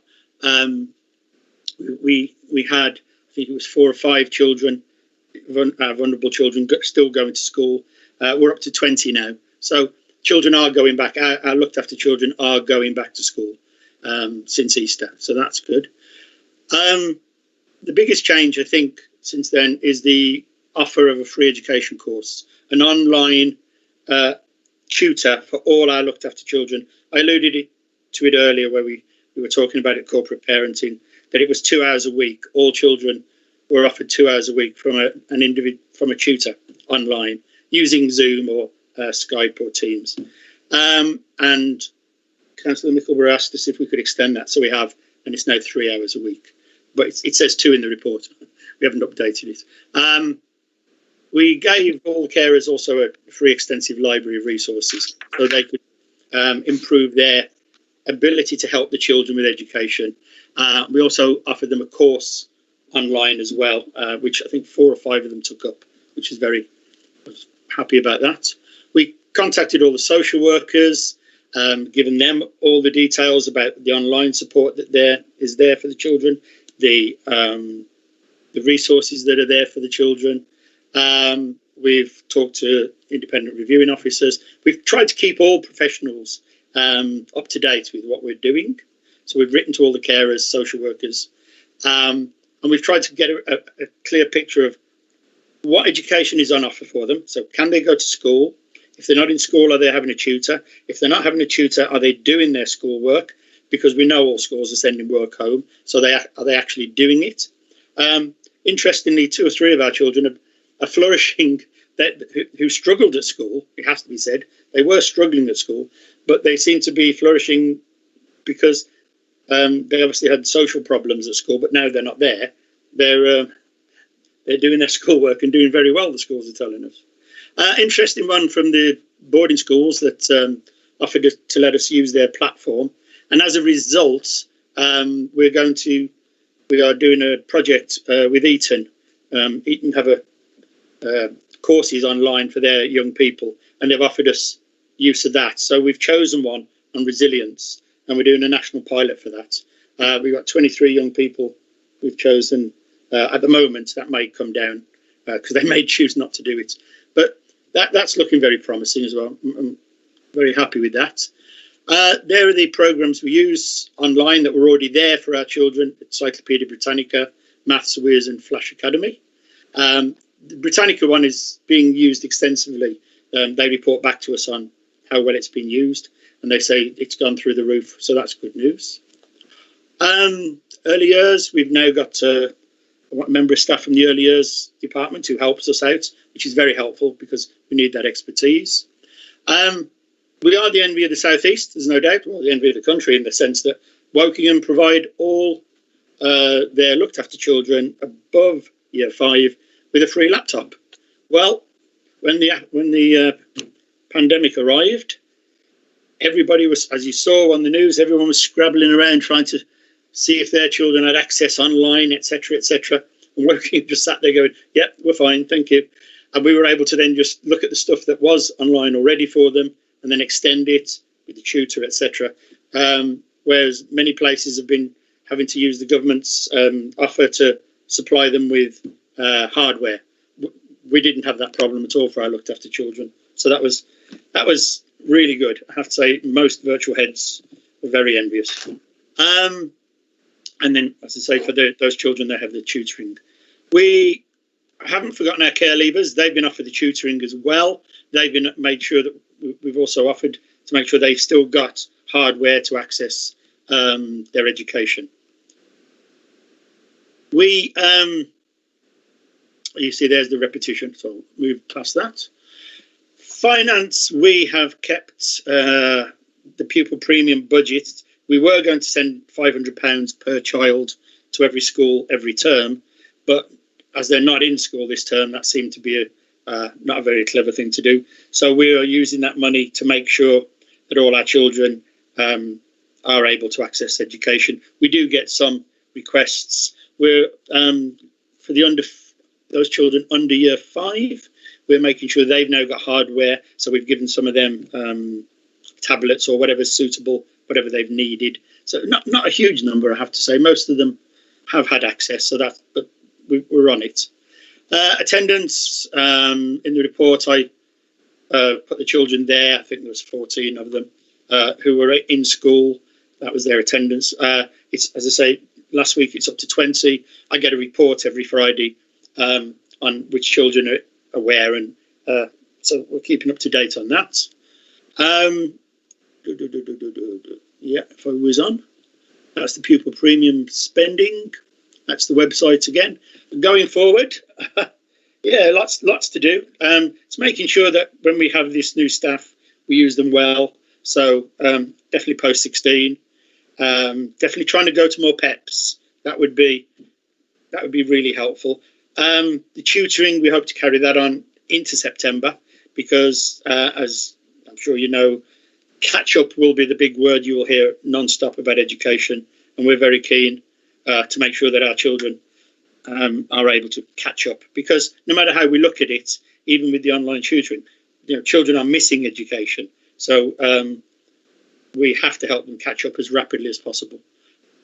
And I think I've done an analysis of the issues, but I think that's it. If there's any questions, I'll happily try and help. That's Malcolm here, Patrick. Patrick, I'm very pleased to hear, that our children year 5 and above, it's not a new thing that they've been given a laptop. But currently, so many children in years 3, 4, they also are being given work online by their teachers. Have the carers been given a printer? Because I know that's been a big difficulty for many people, that really they needed to be able to print out worksheets, etc., for children to work on. That is something I have not been asked, and and I haven't even thought of, I must admit. We were so keen to make sure they all had the access to see it. I don't know. Can I come back to you on that one? That's we haven't even asked the question. We were so keen to make sure they had the laptops or the pads to be able to see what the schools were sending them. We never thought about printers because, yes, especially if they're sending them worksheets and things like that to do, you can't do that online. So you would need to be able to print it, wouldn't you? Yeah. I'm also thinking if the carer had their own children as well as, caring for one of ours, would the looked after child might want to sort of share the use of their laptop rather than they could do all their work and the foster carers' children couldn't. Do our children keep these computers when they move out of care? Yeah, they're theirs. They belong to them. They get a new one every 3 years because they go out of date quite quickly, I'm told, by IT people. So it's like software.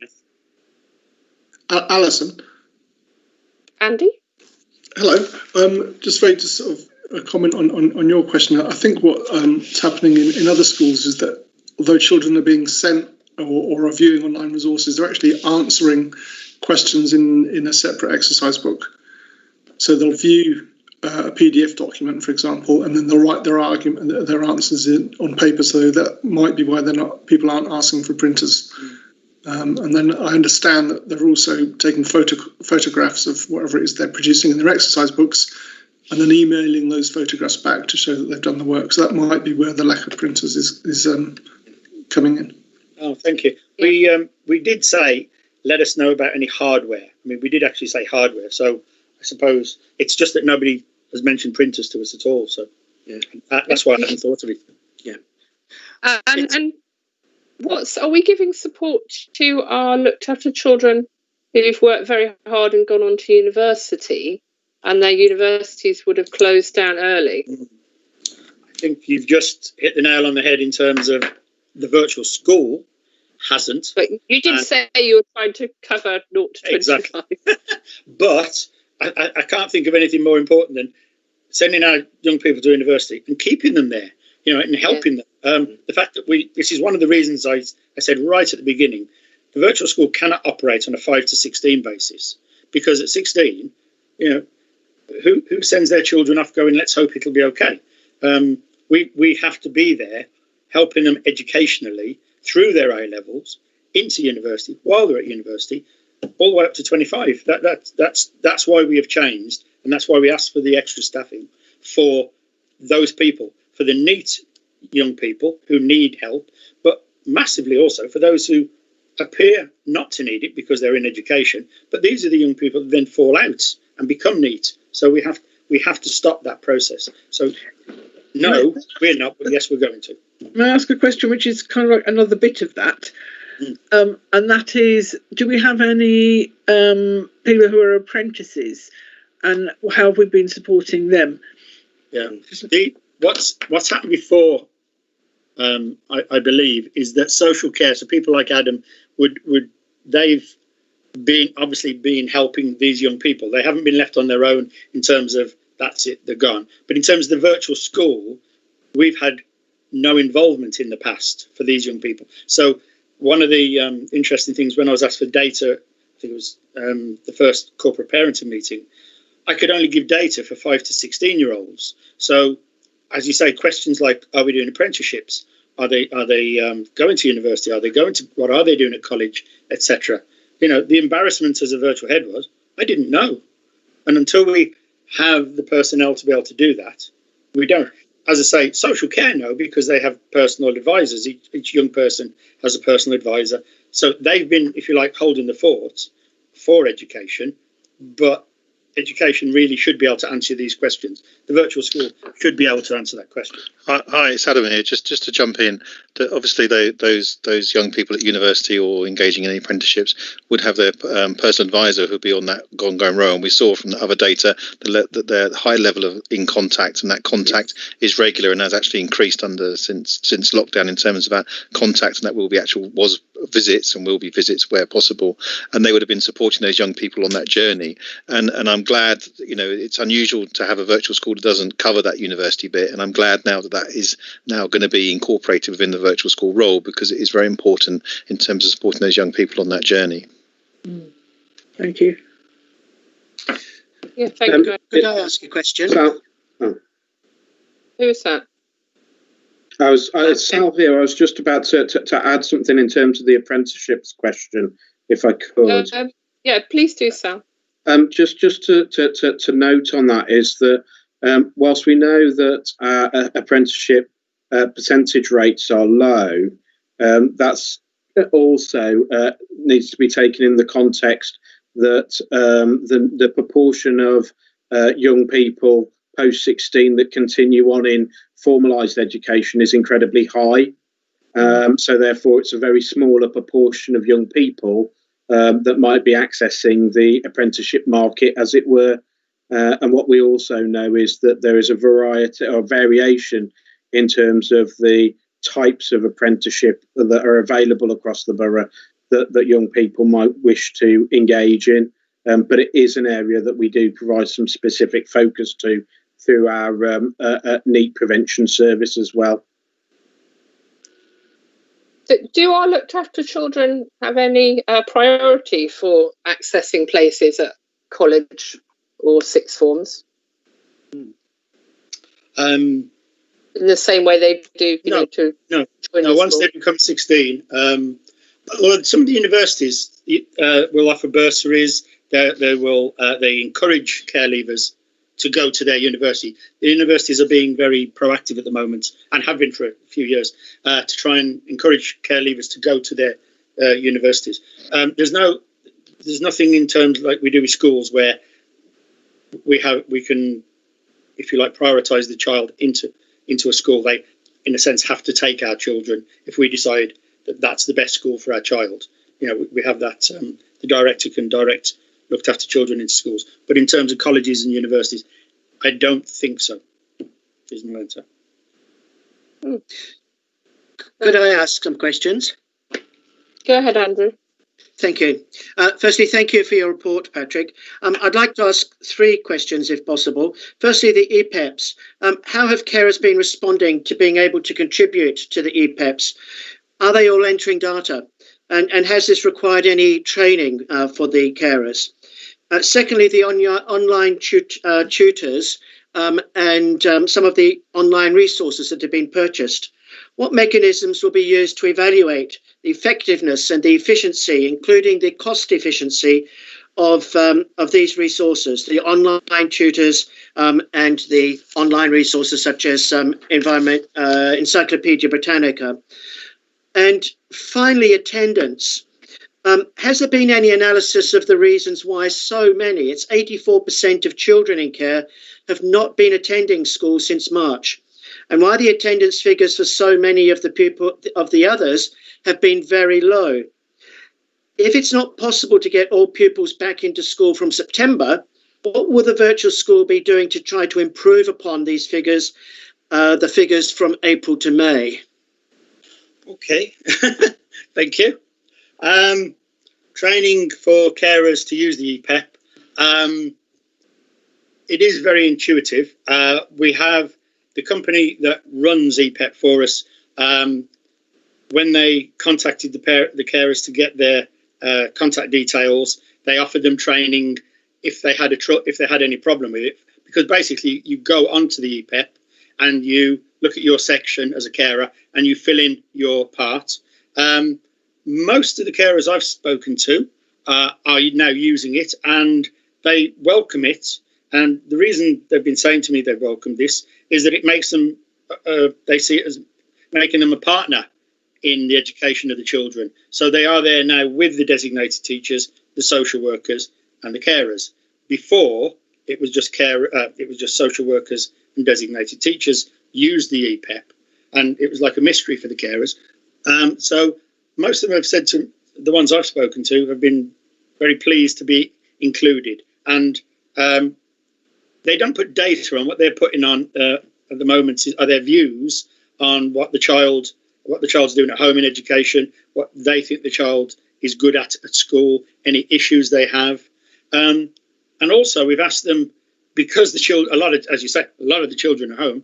We have I mentioned we have the young person section, which is now first. Well, the social worker and the school, who in the past might have helped the young person fill that section in, now it's the carers.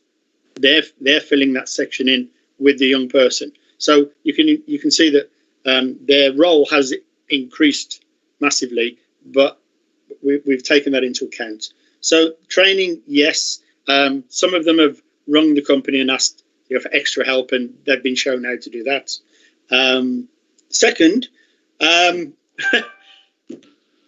interestingly, you did ask me previously, how are we going to evaluate this tutor project? And I'm in discussion with a charity who are offering, we hope, they're looking to have a research person as part of their charity, and I'm in discussion with them to evaluate our project because they're very interested in it. Because yeah, we need to do that. It's too important. It's a lot of money, and it's a lot of resources, etc. So we are going to do that. In terms of cost effectiveness for those things like, I'll give you an example. Britannica, for instance, it's currently, I think it's £10 a child.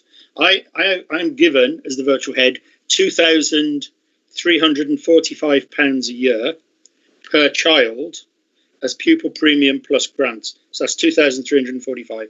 I think they made it that number, so I would remember. So it's 2,345. That's very kind of them. But of that 2,345, Britannica costs us £10 a child. So you can see as a proportion, it's incredibly low. And our uptake, if you like, the data that they send us on the usage is enormous.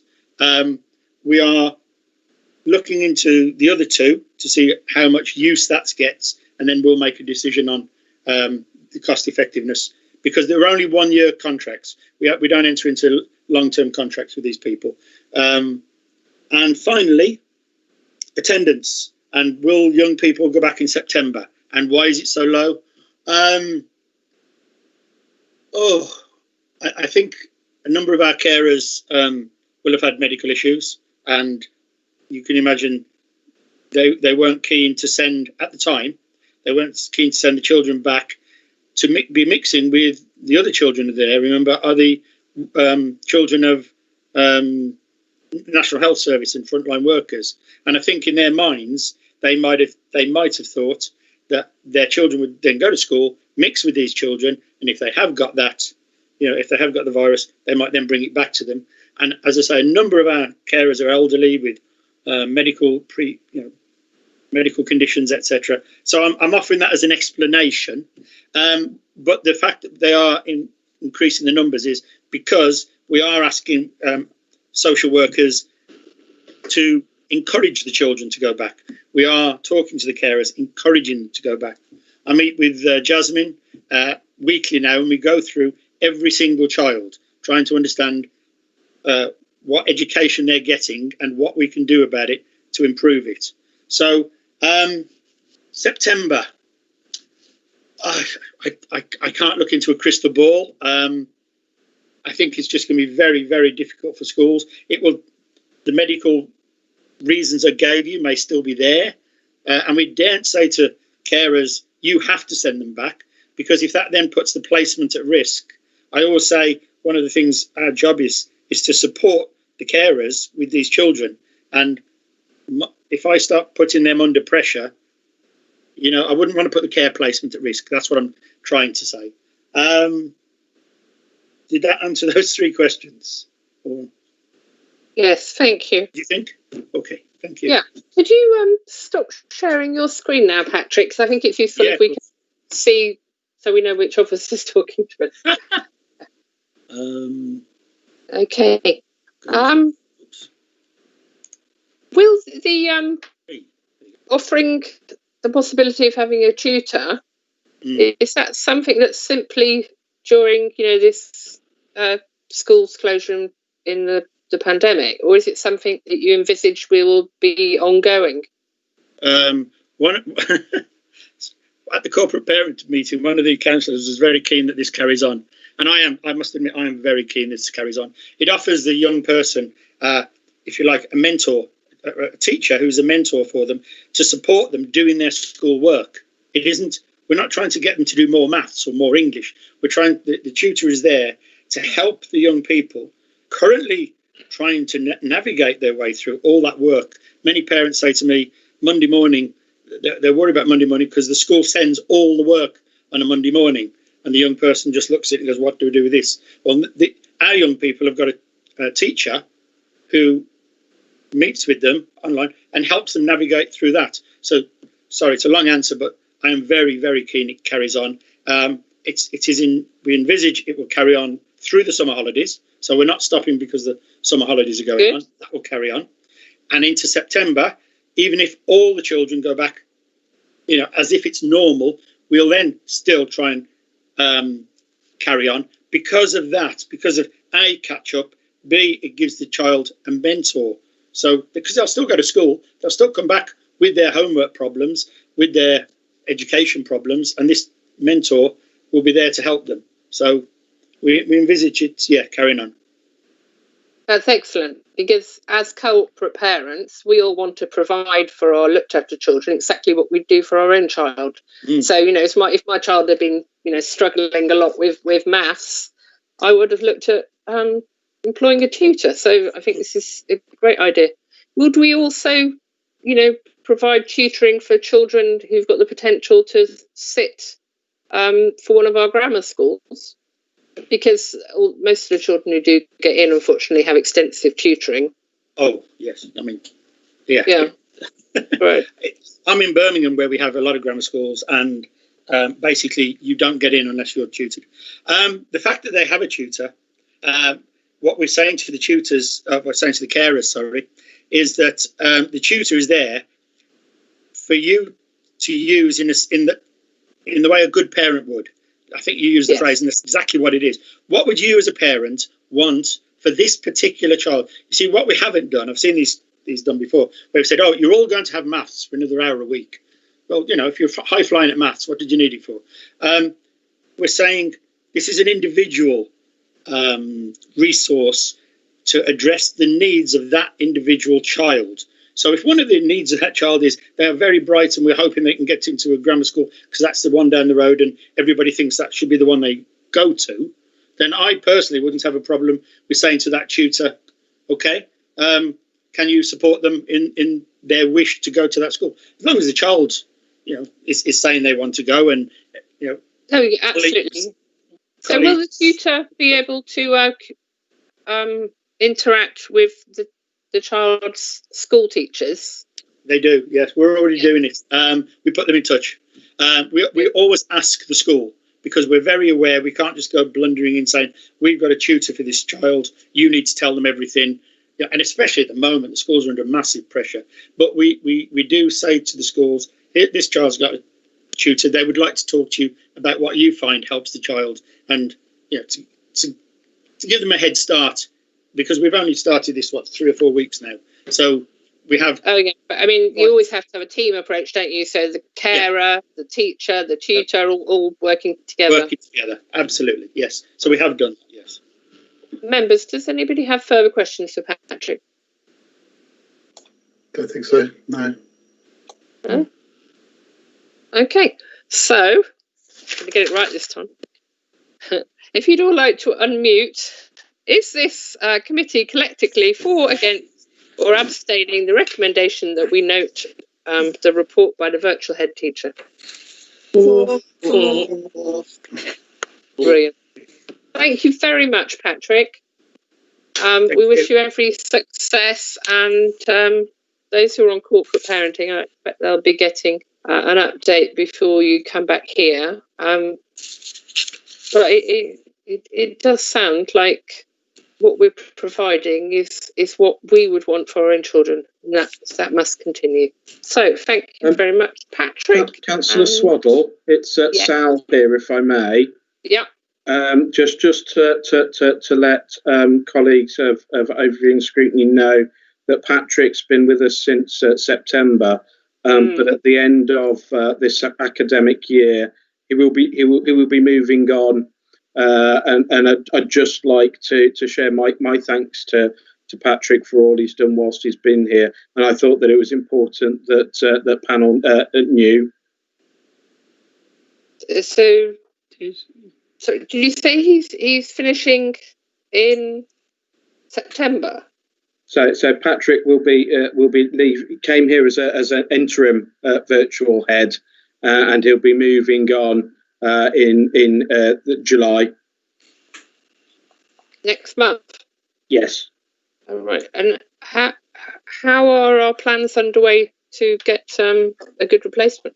Yeah, we've got plans underway to get a really good replacement, and they've also already been working with Patrick. So again, I just think that Patrick's really moved us forward in terms of the virtual school over the past 12 months. And I wanted to note a big thanks to him, and I'm sure that over in Scrutiny would also like to do so. So I thought it was important that you knew. Definitely, we can certainly add our thanks, Patrick. Alison, may I also add my thanks to Patrick? Oh, yeah. May I also add my thank you to Patrick for everything he's done for us, and I wish him all the best. Thank you. Also, yeah. And I hope he is going to be available for consultation should we need him. On speed dial, Patrick, please. Yes. Yeah, I'm not going to another virtual school. This is my 9th, and so I'm not leaving to go to another virtual school, because I have said to Sal, and I will repeat it. This has been incredibly enjoyable. I have really enjoyed my time in Wokingham. So I won't be going to another virtual school. I'm going to hopefully I'm going to work for a charity. So in September. Okay, please don't forget us, Patrick. We may need to get in touch with you. Thank you, Pat. Thank you. Good evening. Good night, Patrick. You can go home now. Thank you. Oh, and we're already all at home, aren't we? So Lucian, we're going to move into part 2s now. I was going to suggest, Alison, that we go through the forward plan before we move into part 2. I know it's not an agenda item that was omitted, unfortunately, but I know you wanted to discuss that anyway. Right. Yeah, let's look at the forward plan, which I believe was emailed to us today. So the forward plan basically at the moment has the standing items on it. And as I mentioned earlier, with not having held the March meeting, there are issues that I think are so significant that we can't just drop them. We need to fit them into the next meeting or two. Gillian's going to be presenting to us about the post-16, the GCSE and A-level results. Another item, we were going to have an extra meeting in March to look at mental health for children and people. And would members agree that we certainly want to do that? Yes. Whether we can put it into a meeting or we were having a joint meeting with HOSC, weren't we, Ken? Yeah. Yeah. Yes, I think we were going to arrange for HOSC to attend this one. I think it is going to be the way we do it, but that's up for discussion. Yeah, we had put an extra meeting on the 31st of March, 2 weeks after the March meeting of the ONS. So we could fit that. Could we fit that into our next meeting, Lucian? Yes, I don't see any reason why not. Obviously, I have to speak to the officers, but I can certainly ask. I mean, they had written their reports for the March meeting, I assume, but they would need to perhaps update some of the data. Alison, can I just point out that on that meeting, we've got the Regional Schools Commissioner coming, and I think that can sometimes be quite lengthy if that commissioner attends, although it's normally his deputies that come. I think you're right. Well, the meeting in November, I don't think we're going to have Children's Services performance indicators, are we? Because the way the quarters fall in our meetings, am I correct to think that, Lucianne? Adam? Can I ask Stephen to confirm? Yeah. Stephen, I think, has left the meeting. It's Sal here. But yeah, I think that's my understanding, Alison, that particular meeting falls outside of one of the quarterly reporting periods. Yeah. So it might be worthwhile using that meeting. Look at mental health. Yes, absolutely. Would it also be possible to include looking at a report on child exploitation as well? We talked about that earlier this evening. That's in November. You're saying we could look at that in January. Okay. Did you want to look at that in a wider aspect? You know, I mean, I've known in previous years we have had somebody from the MASH come to talk to us. I didn't have any particular views on this, but I just think it's such an important issue that it would be good to get a report, particularly for our children in care, as it relates to our children in care. I'd be happy for January. Yeah, okay, let's put that in January. Perhaps you and I can talk more offline, Andrew, and I can talk to Carol about which officers could contribute and what would be available use of our time to examine. Certainly. Any other members? Andy? I was wondering if we should do something reflecting the concern around Black Lives Matter. I'm thinking about how, I'm struggling to put it into words, but I do think there's something we should look at on how BAME children are finding their experience in our schools. I have been approached by a couple of residents about this, and I know that there was I think it's students at Embrook have written to the school, or former students at Embrook have written to the school asking them to change the curriculum. So I was hoping we could have some sort of report on those issues. Well, when we were talking about our social care workforce, you know, I was wondering how diverse it is, because, of course, the most important thing is for all of our children to, you know, see people like them working with them, to see people like them in the books they read at school, to see people like them in, you know, the photos we use to illustrate our council stories, etc. So, yeah, shall we talk about this offline, Andy, and see if we can work out what we could look at? I think that's a good idea. And Andy, you did mention when we discussed probably in January that you were interested in perhaps looking at the school places appeal process. I know it was appeals you brought up. January was a long time ago. The school places, I'm thinking out loud, the school... Yeah. Can we talk about, can I have a think and look through my notes and see what I had written down about that? Is that okay?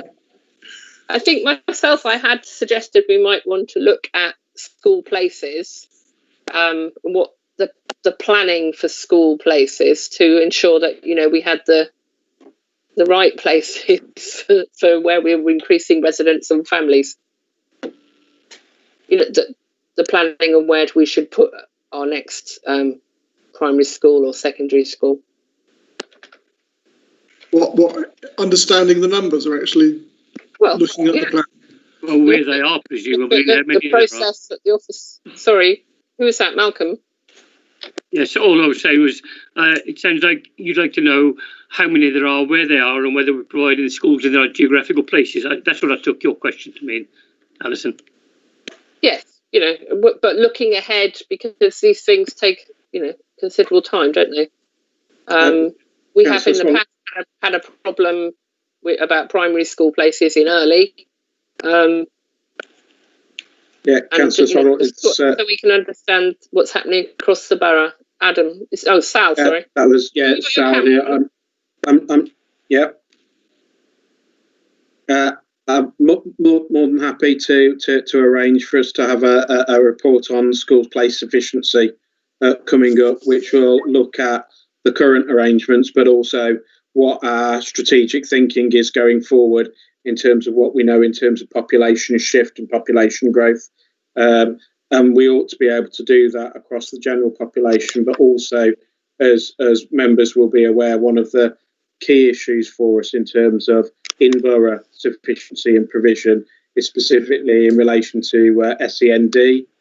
So again, I'd be happy to provide some update within that around our broader plans for increasing our provision for children with special educational needs and disabilities to a future meeting. I think we would definitely want to have as an individual agenda item looking at how the SEND action plan, hopefully how it's succeeding. And also, of course, about the new school that, where are we at with that, Sal? Absolutely. So in terms of the written statements of action and the SEND Improvement Board activity, we've taken the decision not to postpone or put any of that on hold. So we have been moving forward. We now have a strategy that's a SEND strategy that is published on the local offer, but we are also currently co-producing a strategy to take the place of that one. Members might remember back in January I did talk about us going further and farther in terms of our aspiration for children with SEND, and we wanted a strategy that would reflect that. So we're going through a process under the written statement to redevelop our strategy in co-production with our partners, parents and carers. As you've seen in the performance, you'll see the improvement in terms of EHCP timeliness and quality, which was another area of the written statement of action. And we're publishing or just coming to the end of a consultation in respect of the co-production charter. Impact and intelligence team are doing a whole host of suite of work around performance measures and KPIs in liaison with the Children with Disability Council, and we've been undertaking the work in relation to transition into adulthood and have prepared a documentation in respect of the preparation for adulthood pathway. So all of that work has continued to be delivered through this. We've had a number of conversations with the DFE, who each time seem to be fairly positive about the moves forward that we've been making. So, which meeting would fit best with when those reports will be completed?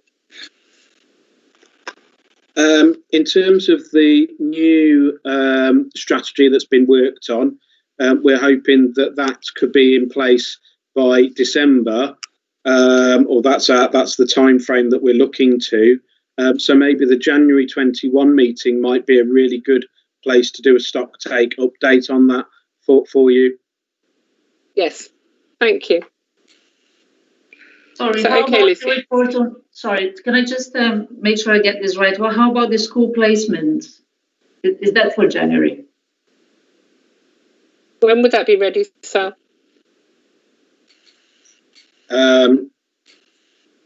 When would members like it?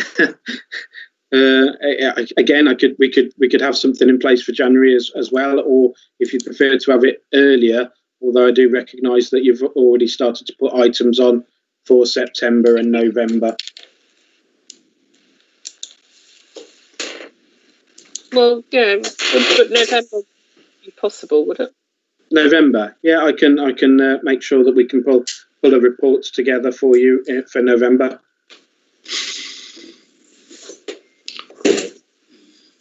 Members, what were the other items anybody wanted to be considered to be put on the forward programme? Yes, I know it's a very long time ago we talked about this. I have had my hand up, but it may not have come through to you. Hello, can you hear me, Alison? I can hear you, Pauline. Okay.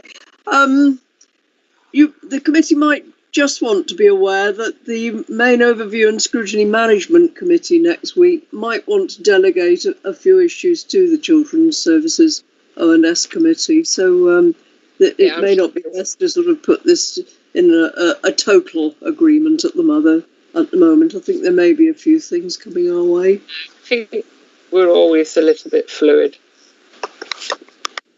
because we must have the Children's Services performance indicators in January and possibly March as well, I believe.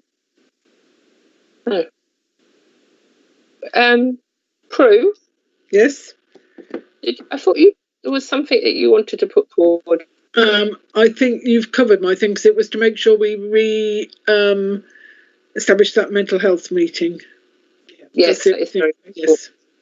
Okay, so I think that's it for the forward plan. But what I would also like to discuss with you all is about some form of training / information workshop, which I did discuss with Carol earlier this year.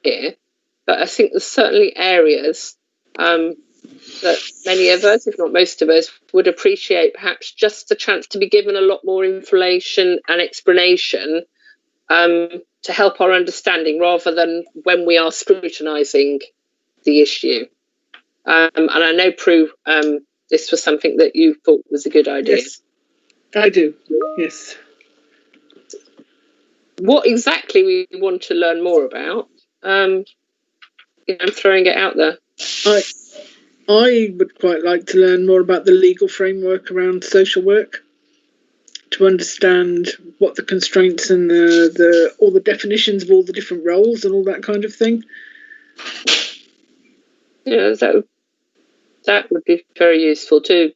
And also, just learning more about the social workers' everyday role, and perhaps some of them how the teams work with each other, how children, because there are different children go at different points in the system, and how that all operates together. Would it be possible, perhaps? Sorry. Would it be possible, perhaps, to do a deep dive into one or two cases, tracing a young person on their journey, through Children's Services, to see what the process was, how people, how they were responded to, what was done well, where there were possibly things that could be done better and so forth. So, just a couple of case studies that we could really have a deep dive into. Adam?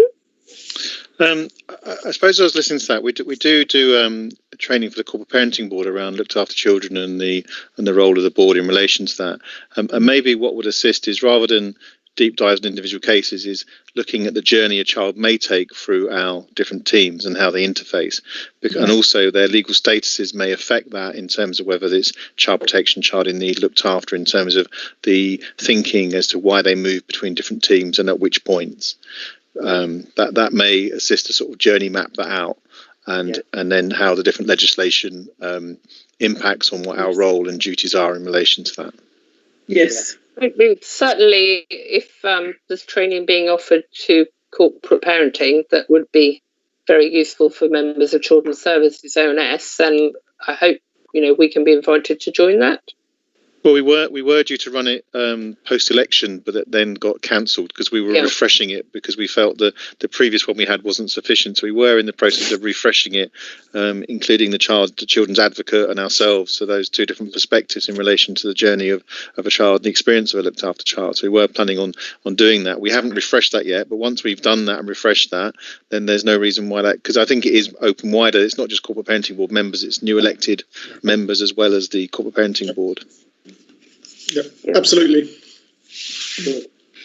I mean, I quite like to have some training, in depth about the EHCP, so we can understand a lot more about how they're put together.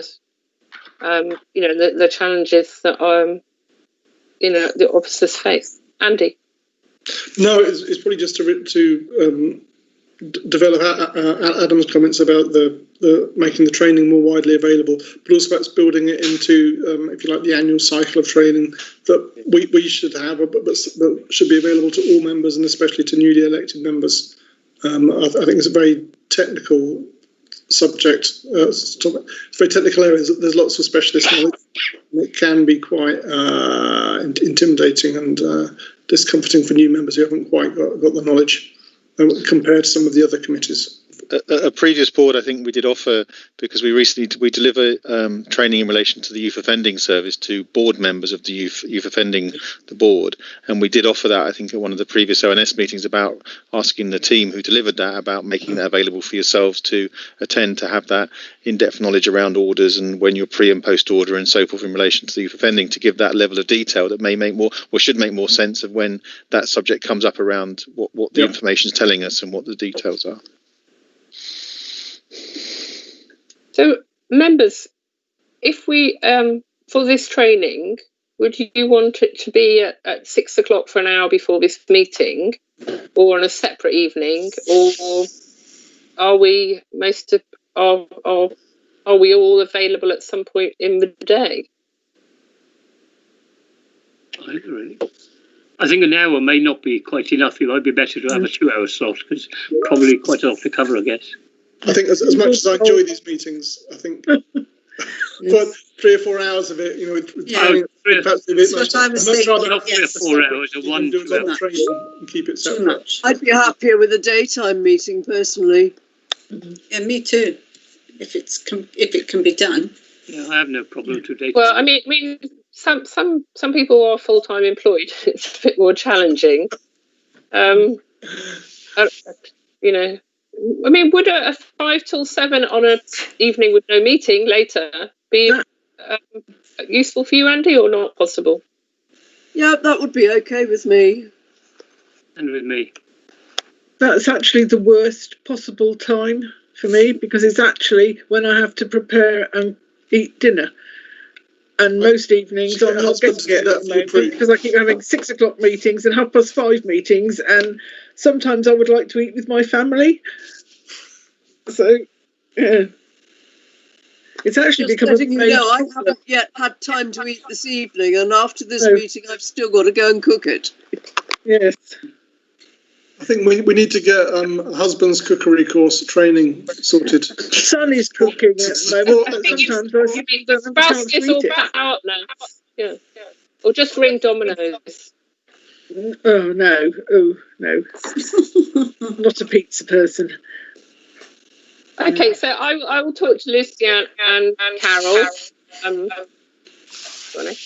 Yeah, Alison, welcome here. Just a very quick comment. In terms of clarity, Malcolm, you're muted. And I didn't do that. Yeah, in terms of clarity and helping to understand what's happening, a lot of presentations this evening and on other occasions include a number of acronyms and abbreviations, none of which are listed in this glossary of terms, this acronym thing. Could I ask for that to be updated, to have a lot of the more recent ones on there that are used a lot currently? Because when someone uses... I've got a 6-page one that I got many years ago. And I kept hold of it. Yours is obviously better. I'll go 1 page and that's not full.